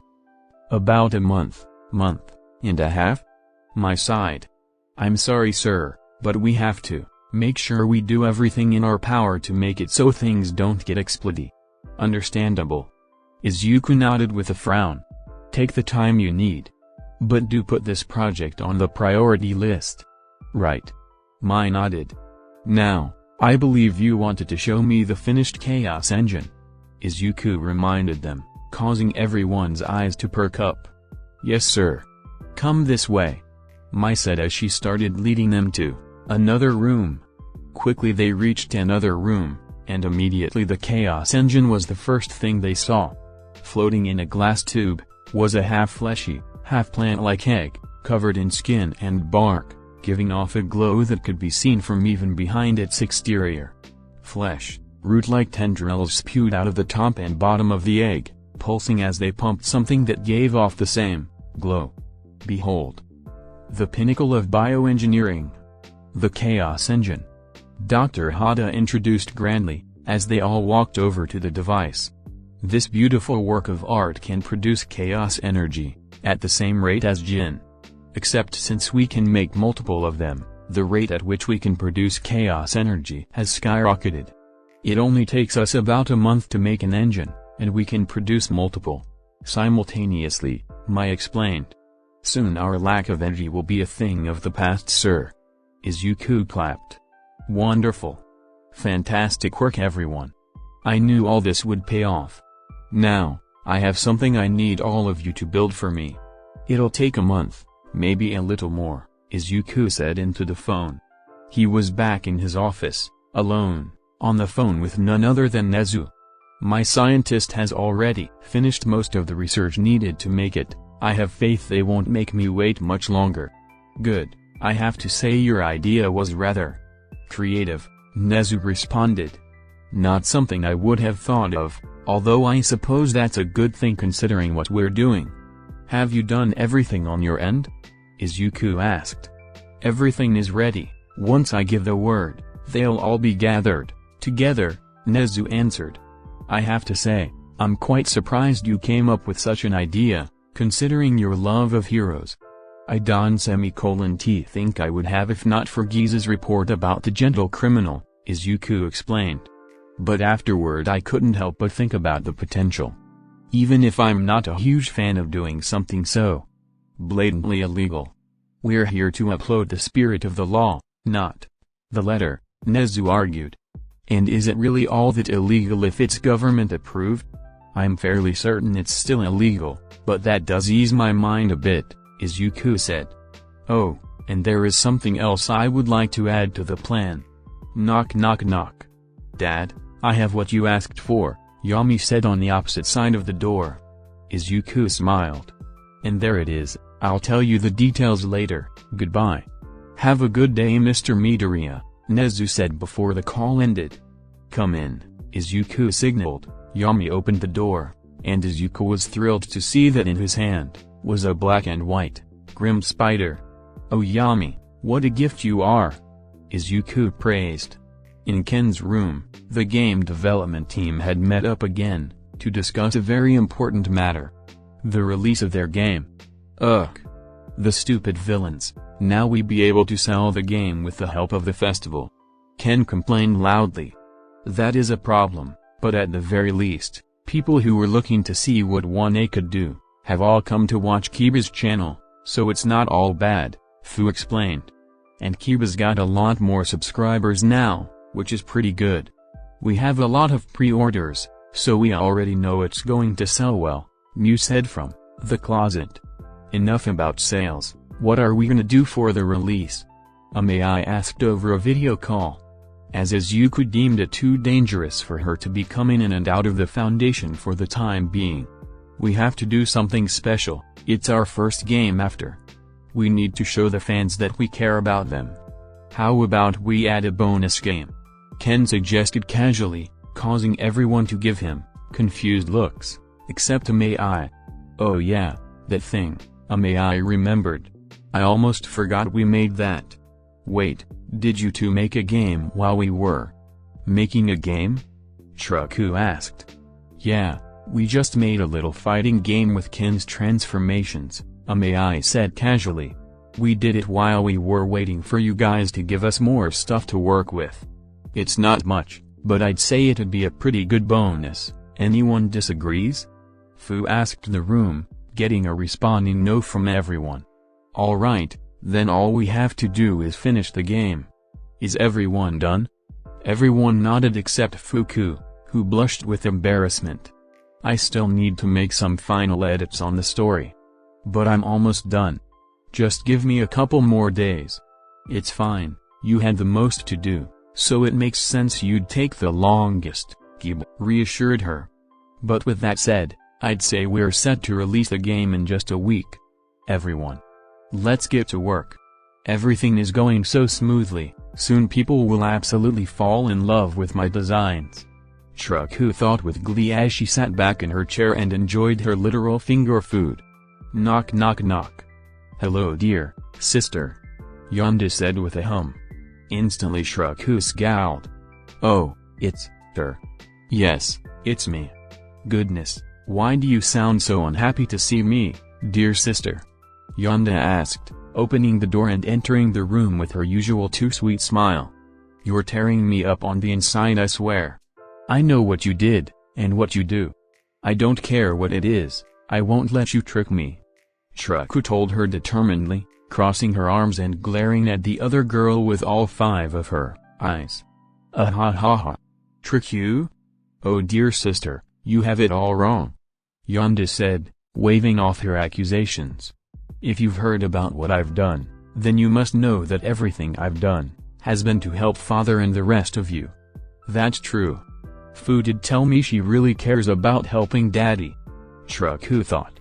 Fu had given her a warning about Yonda, but he also told her about her reasons. But still, what you do is mean, and makes daddy upset. Yonda put on a guilty face. I know, I've gone too far in the past, And after father scolded me, I understand that I was wrong. I don't have any plans to try and trick you, I just came to ask for some clothes. You want clothes? Just clothes? Deku asked skeptically. Is it really that hard to believe? Everyone knows how lovely your clothes are, of course, I would want some. Yonda said, filling her sentence with praise. Oh, well, that makes sense, I guess. Deku said, smiling at all the praise filling her head. I suppose I could do that for you, you are still my sister after all. Just let me get your measurements. Thank you, dear sister. Yonda said with a grin, as Deku went over and measured her. I've seen your designs before, and they are quite dazzling. I wish the whole world could know just how great your clothes are. That's the plan. One day, I want my clothes to be worn by people all across the world. Deku explained casually while she measured. Oh. That's going to be difficult. Yonda frowned, forcing a worried expression. Due to all those heroes. Heroes? What do they have to do with fashion? Deku asked, stopping her measurements and giving Yonda a confused look. You don't see it? Yonda gave her an equally confused look. People like fashion, and there are those that will live and die by it, but the masses are obsessed with heroes. Why would they wear something stylish when they could wear something with their favorite hero's face on it? Just look at father. Deku thought about it. Wait. She's right. Most of father's old clothes were either hero merch or garbage. That's right, and he's hardly the only one. Look at a crowd, you'll find loads of people wearing hero merch, of all different kinds of heroes. And since the heroes pretty much ask them to wear it, that's not going to change anytime soon. That's not fair. Deku thought. Don't worry. I'm sure plenty of people will buy your clothes. They are beautiful after all. Yonda reassured her, I'm just saying that it'll be really hard to accomplish your dream. Unless what? Deku asked, eager for an idea that would boost clothing sales. You could always just become a hero. Yonda pointed out. People will trample over each other for clothes with a hero's face or logo on them. Imagine what they would do to get their hands on clothes that were handmade by a hero. And not just any hero, but a hero from the Midoriya Foundation.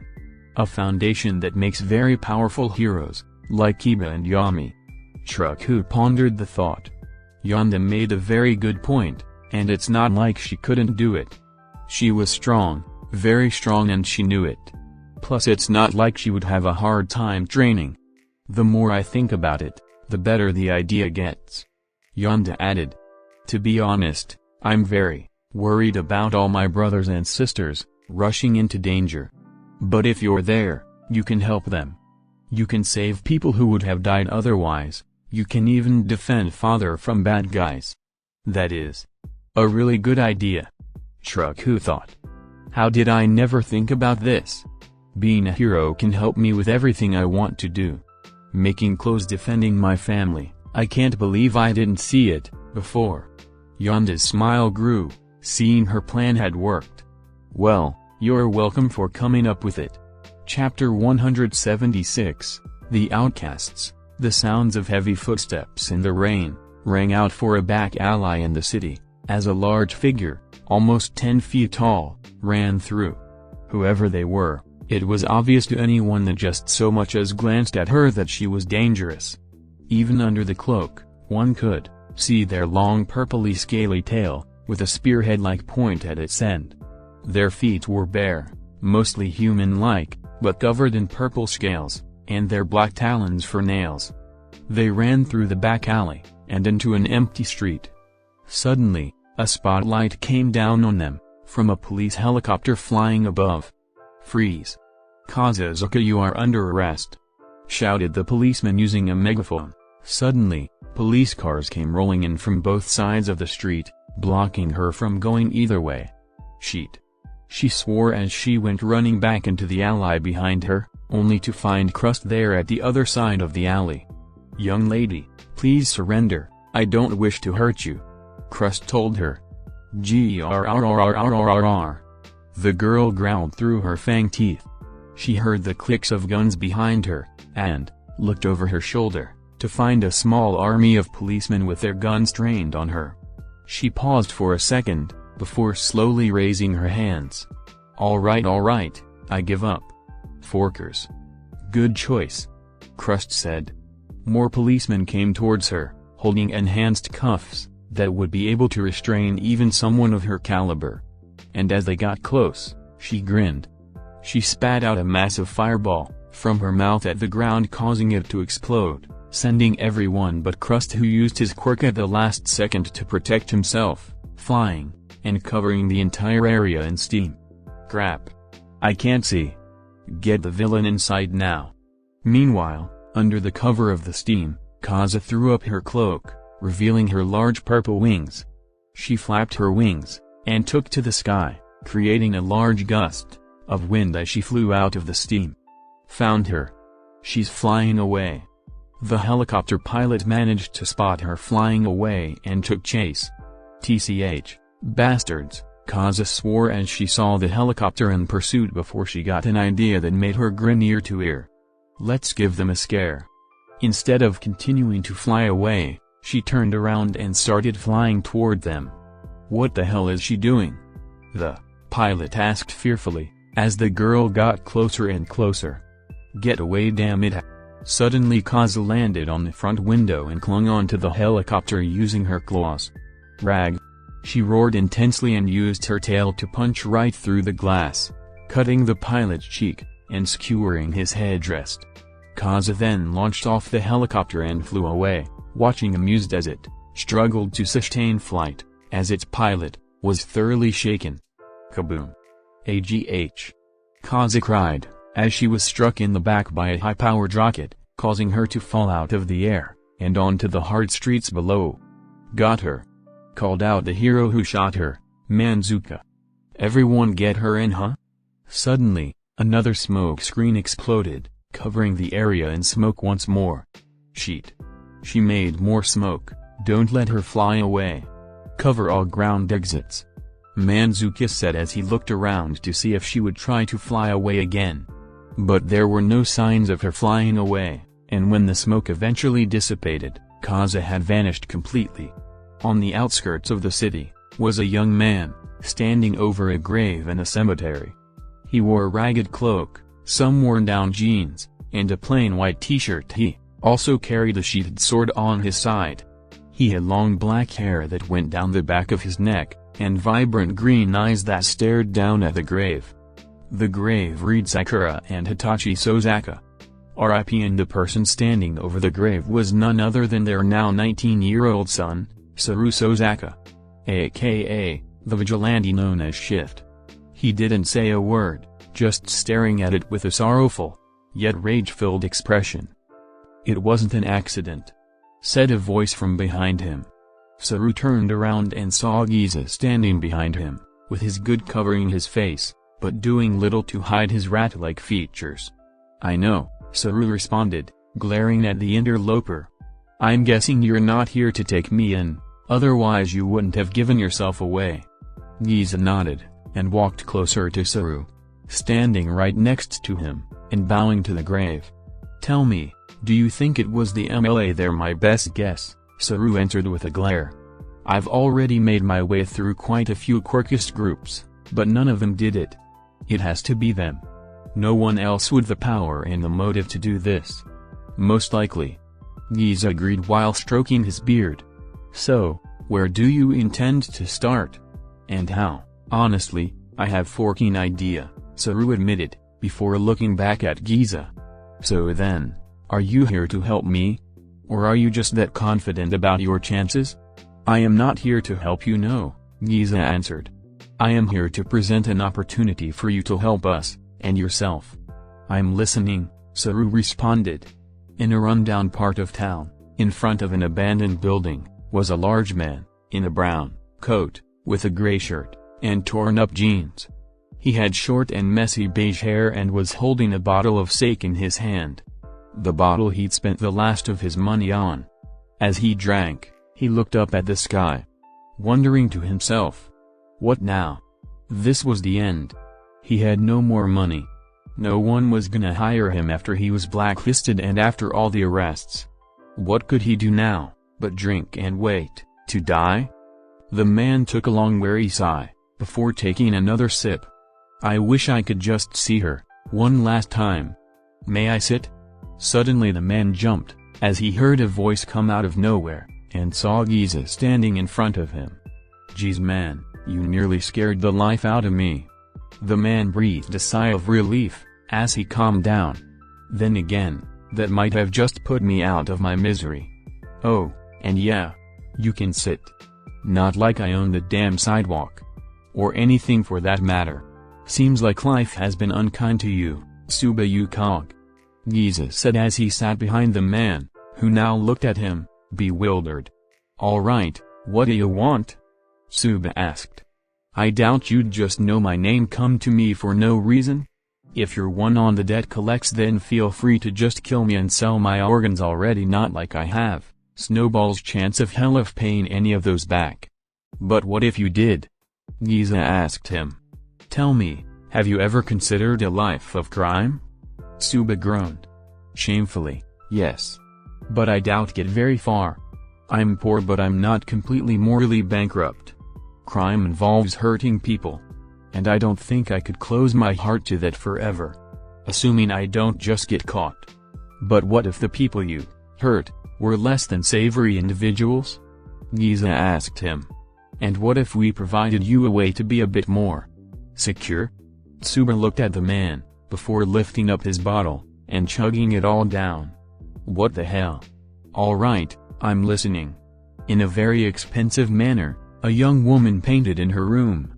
The room was covered in portraits of various kinds of monsters, whether they be massive metal birds, enormous sea creatures, or even huge reptile monsters. All of them were monstrous beings, destroying a city. The woman herself had white hair, with smatterings of various different colors on it, and she wore a very expensive-looking white dress, with gold accents. Notably, she was painting on her canvas with her finger, which was also a paintbrush. On her ankle, was a black device, keeping her shackled to this manner. What wondrous paintings!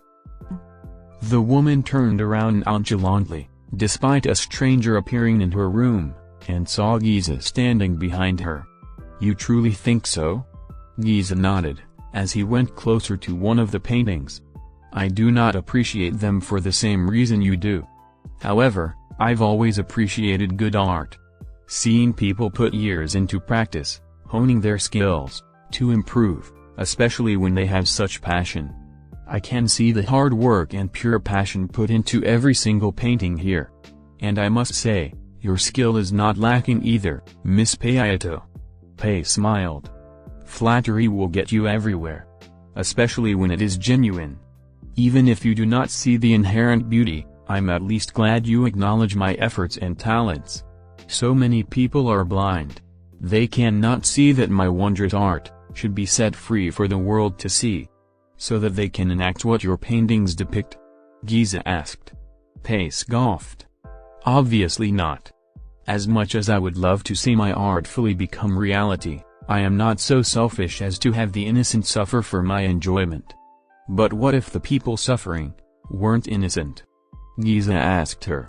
What if you and your art could be free, looked upon by the world, as your lovely creations wreaked havoc upon the wicked? Pei raised an eyebrow.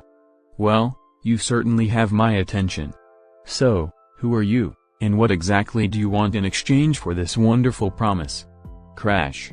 In a warehouse at the harbor, a 12-foot-tall, extremely muscular villain was sent flying through a wall. Ugh. The villain groaned as he fell unconscious. Ha, not talking so tough now are ya, asshole. Walking out from the hole she created, was a very short, pink-haired girl.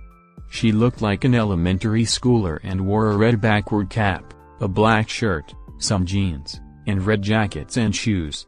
She was playing with a yo-yo that she was moving up and down, while she casually walked out of the building, and onto the unconscious villain, before spitting in his face.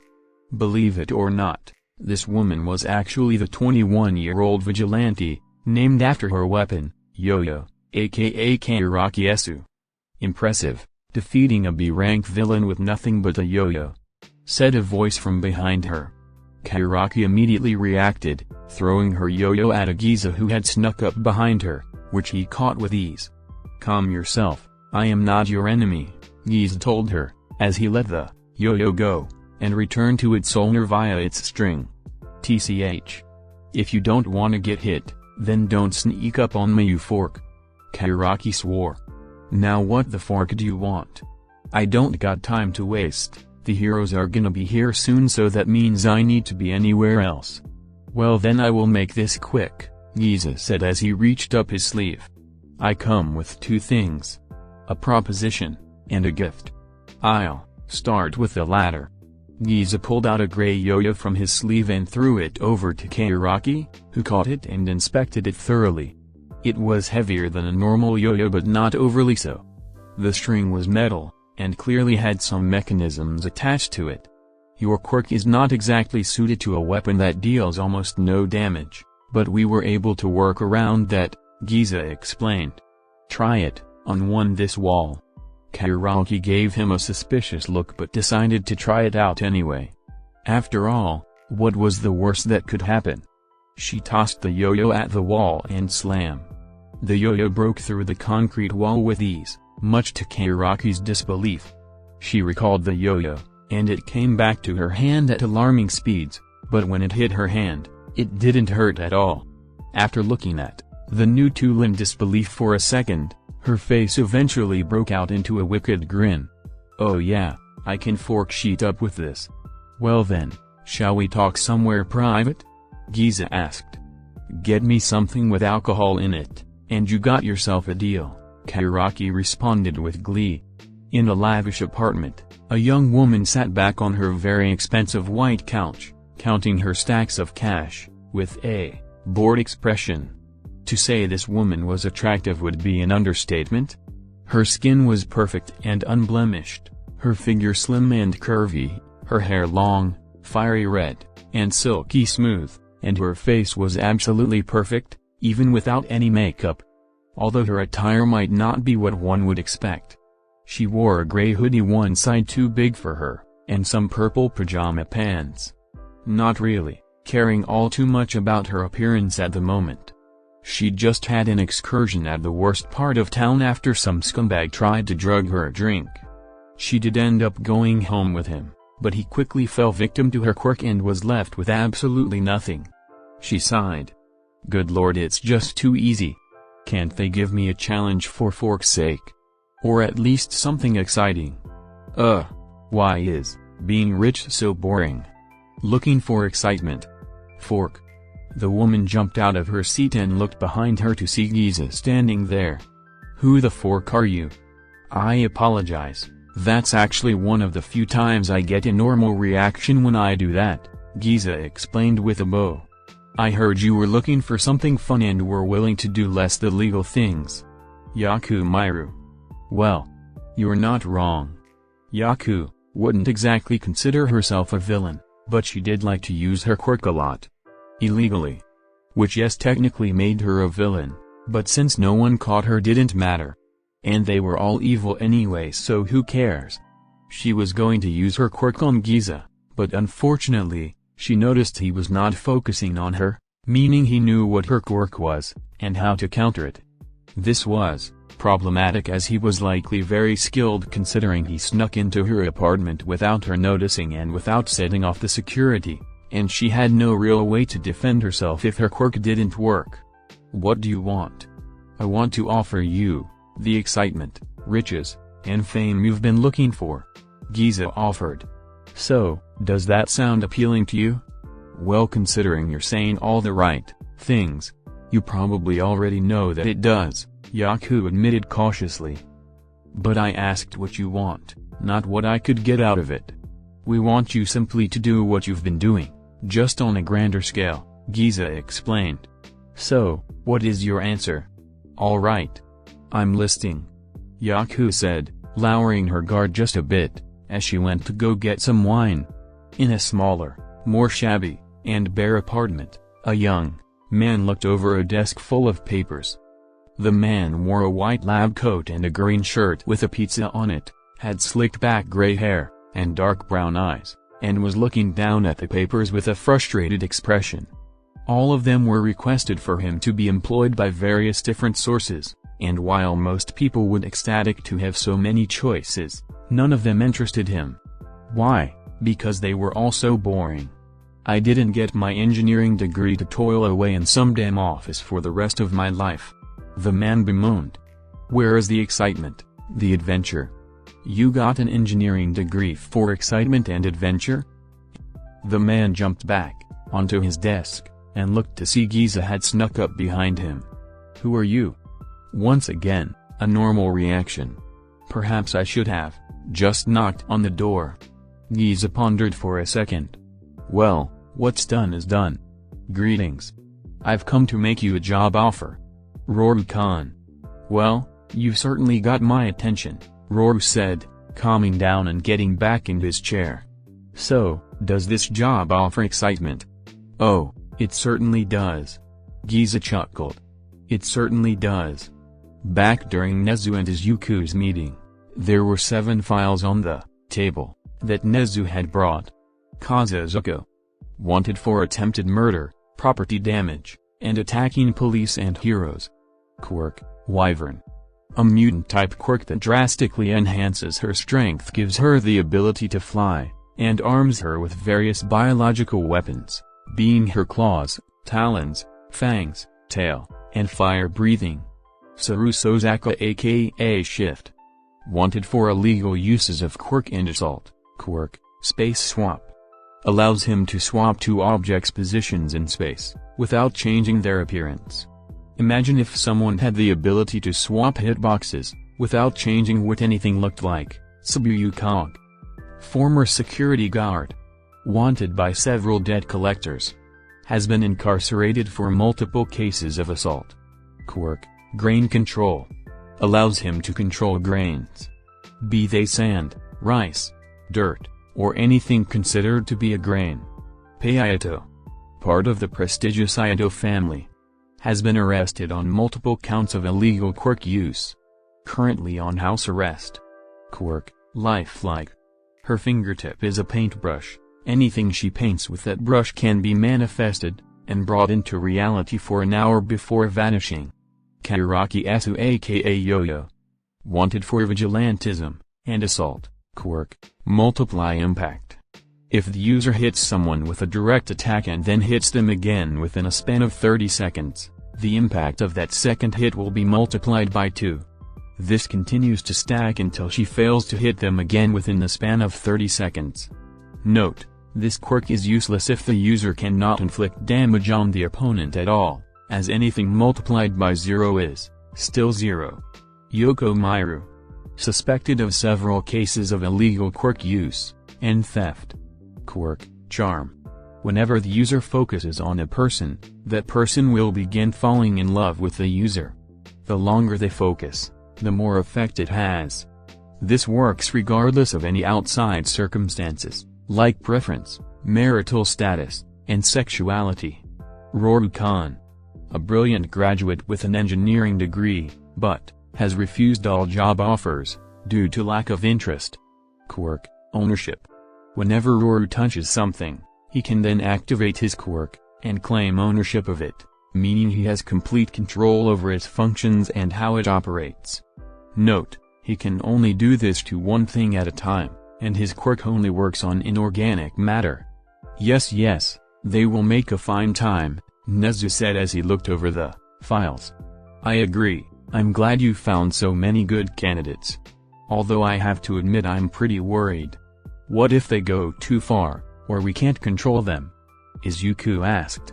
Well, then you'll find them much easier to destroy than the current threat we face, Nezu said nonchalantly. It is a risk, but one I have faith in. Do you? Not really. But I have faith in you. And I do want to help out some of these people if I can, Izuku admitted with a sigh. Alright. Project Sky Pirates is a go. Author's note, alright, and that's it for this chapter.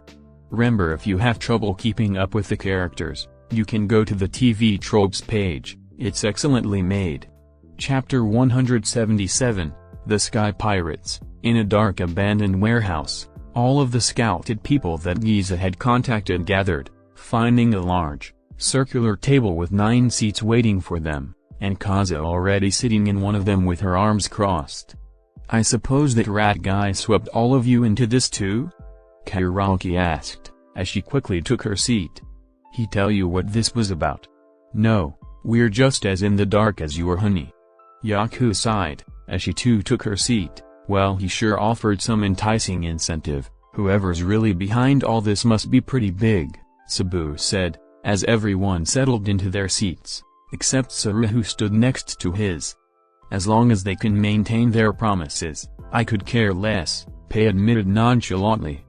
"Well, you'll be happy to know that we in fact can," said Izuku's voice from nowhere. Suddenly, Izuku appeared behind his chair, becoming visible for all to see, with his hood up and face hidden. Nezu appeared behind him. "Hello everyone. I'm so glad you agreed to meet with us. I knew Giza wouldn't fail to get our point across." Nezu, and Izuku Midoriya, "Well, this is certainly interesting," Roru said. "I have to say, I never expected someone who takes care of children for a living to be so shady." "I have little choice," Izuku retorted as he and Nezu took their seats. "And little time. Let's get right to the point.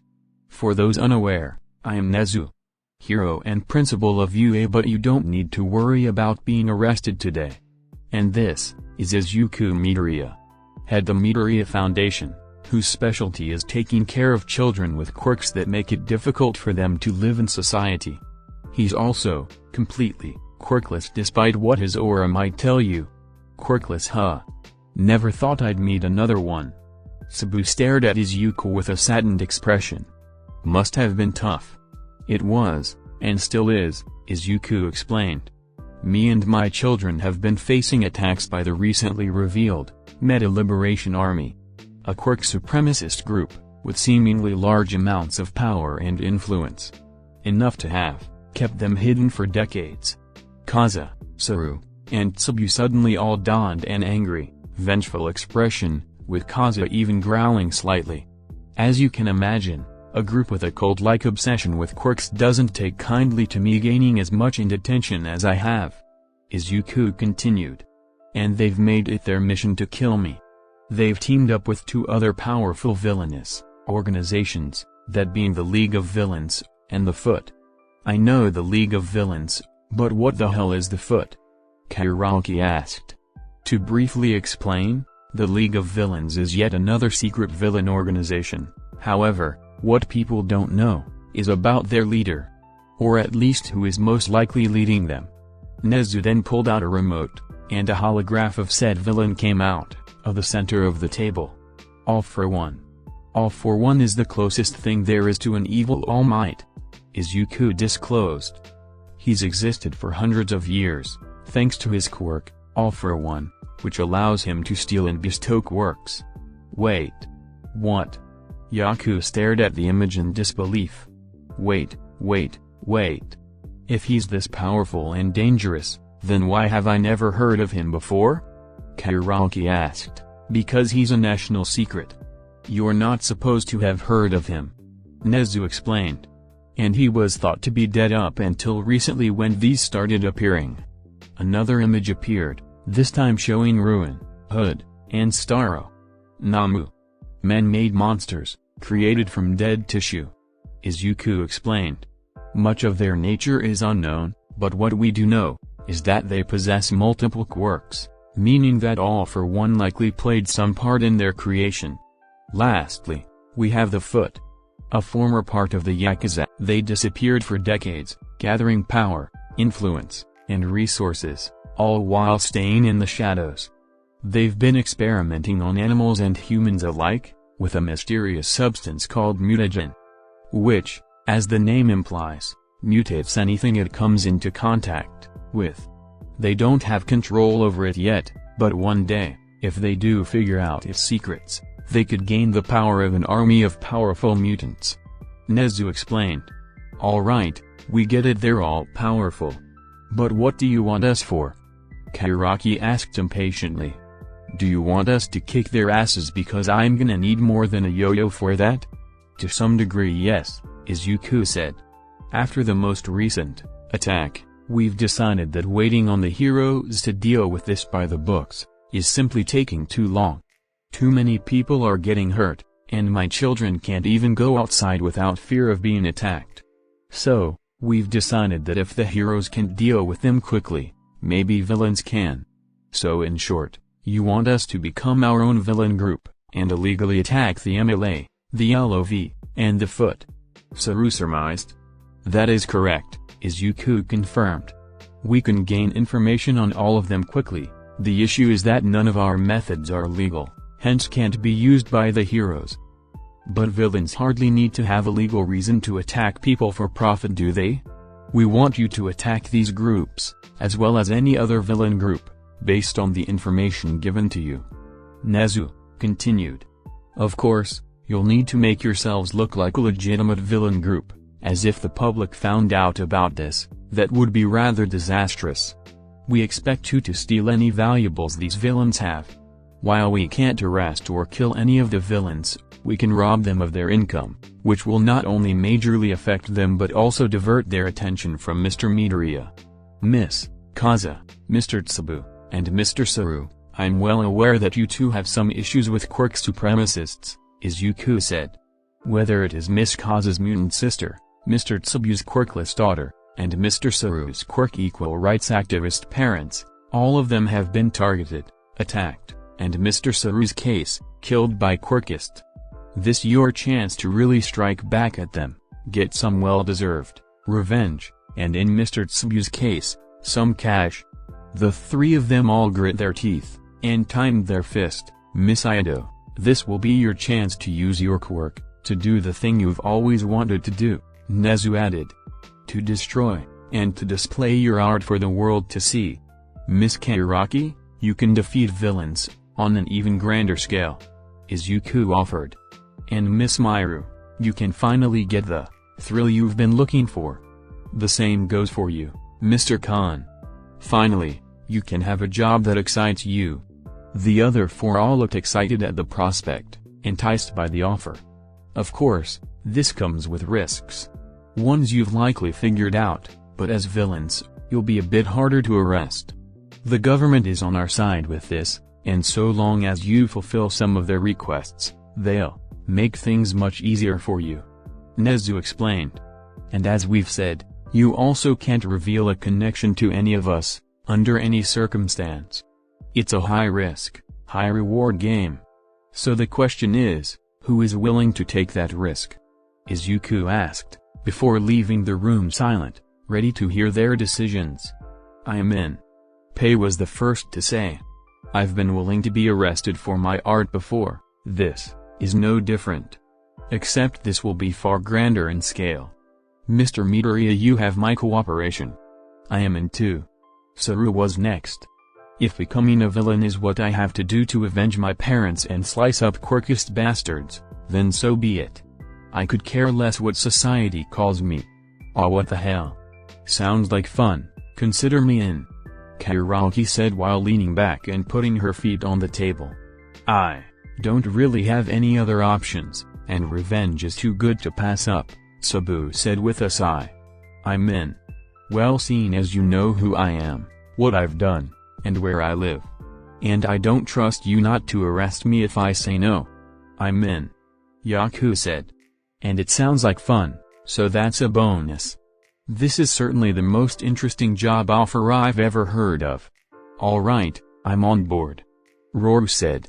Everyone looked at Kaza, the only person who'd yet to give an answer, as she looked down at the table with a dark expression. Crack. Kaza broke apart a piece of the table, crushing it in her claws while she bared her fangs. Damn it. I never fucking wanted this. I just wanted to live in peace for Fork's sake.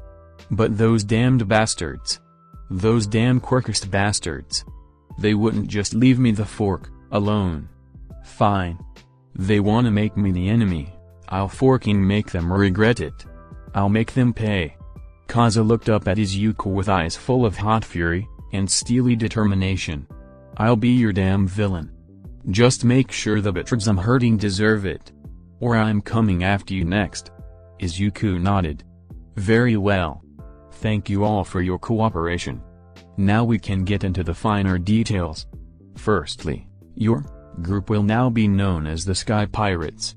Everyone gave Izuku a confused look, but before anyone could say anything, Izuku pressed down on the remote, showing a massive hologram of a pirate ship. This is the Cloud Splitter, Izuku explained. A flying pirate ship that can fly at an altitude higher than any plane or hero could hope to reach. It's equipped with all the latest and most powerful technology the Midoriya Foundation labs could produce. The cannons fire streams of flames, about half as powerful as the hero Endeavor. Guns mounted on deck. And a force field that not only protects the ship from attack, but protects the people inside from high altitudes, and can cloak the ship indefinitely. There are several private rooms for each of you to use, as well as several common rooms, used for entertainment. 2 bathrooms equipped with all your needs, and a hot tub. A cafeteria with all the cooking equipment you could want. And several storage rooms for whatever you should need to put in them. Namely food and stolen goods. Lastly, the ship has no need to ever land, nor will it run of fuel or power, so long as maintenance is done regularly. Wow. Forking sweet. Kairaki looked up at the ship with starry eyes and a drooling mouth, with Saru looked at it with a similar expression. How the hell did you build something like that? Roru asked, looking at the ship with great confusion. How does that force field work? And those cannons? Better question, why does a childcare facility have a lab that can produce top-of-the-line weaponized vehicles straight from a fantasy manga? Yaku asked, and the next best question is, why did you then decide to take all this advanced technology, and use it to make a forking pirate ship? Yeah, I know that is a bit weird, not I'm one to look a gift horse in the mouth, Sabu said. My lab was founded with my own money after we discovered a new and interesting source of energy, Izuku explained. It was this energy that made it possible to make this ship. However, this also adds a complication to the mix. You can't just give us a ship made with technology only you have, without people getting suspicious. Kaze surmised. At least not if you want to sell that technology anytime soon. Correct. Which means I'm going to need you to steal it from me. Izuku said, before using the remote again to show a new image, this time of his land. This would be almost impossible for you normally, as I've turned my facility into a fortress of sorts. Using all kinds of technology and quirks, as well as 4 highly trained and powerful bodyguards, to safeguard myself and the children. However, we've managed to make something an opportunity. In order to test both Mr. Midoriya's new security and my own students, we plan on having the students of Class 1A go through his security system and try to reach his abode, Nezu explained.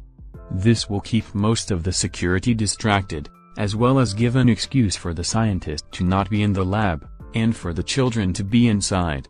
But you will still need to do quite a bit on your own. Your main objective is the laboratory storing the ship, as well as other equipment, here. Izuku pressed a button and a big, red dot appeared where the lab would be on the map. Along the way, you'll have to deal with a few things. Namely, the Grim. Izuku pressed another button, revealing a Beowulf. These are one of my son's creations, and they come in many shapes and sizes, with various different abilities, so be careful, and don't let your guard down. But more than any other, you have 2 Grim to worry about in particular. With another button press, the hologram displayed both a seer and the hound. The orb is called a seer. They possess little offensive capabilities, but their main strength is their connection and telecommunication properties. They have 360-degree vision and can communicate with other seers, which can then display sounds and images to others, namely the head of my security.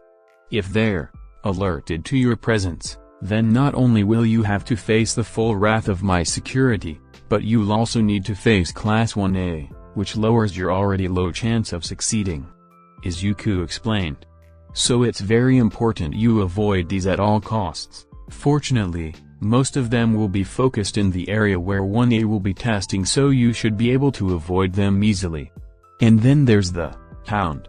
This you won't be able to avoid as one of them guards the lab. And since it can't see, it relies on sonar, so there is no way to sneak around it. Nezu explained. They're far more dangerous than most other Grimm, as not only are they intelligent, but they have the ability to adapt to their opponents. Not only that, but their howls can call other Grimm, so it's imperative to take it out as quickly as possible. Attacking their bodies is useless as they regenerate rapidly. In order to defeat them you must destroy the human brain located typically in their heads, Izuku explained. And before anyone asks, they are not alive and got the brains via quirks. No one died to get these. Anyways, they also have the ability to move their brains throughout their bodies, and explode if they feel like they need to. So once again, take them out quickly. We've mapped a route for you to take that should let you avoid the security towers, cameras, and motion sensors, but you will need to memorize it and follow it strictly, Nezu added. Wouldn't this be easier if you just told your security about the plan and let us in? Kyoki asked. Yes, but that would risk them exposing our operation if even one of them disagrees with the highly questionable action of creating a villain group, Nezu explained. You can also consider this as somewhat of a test, to see if you all can really cooperate, and do what's needed to be done. Fair enough, I suppose, Yaku said. Anything else you need to tell us about your childcare facility? Yes. Don't linger in the lab for too long, Izuku warned. There are some rather dangerous things in there that could lead to unfortunate results if you mess around in there.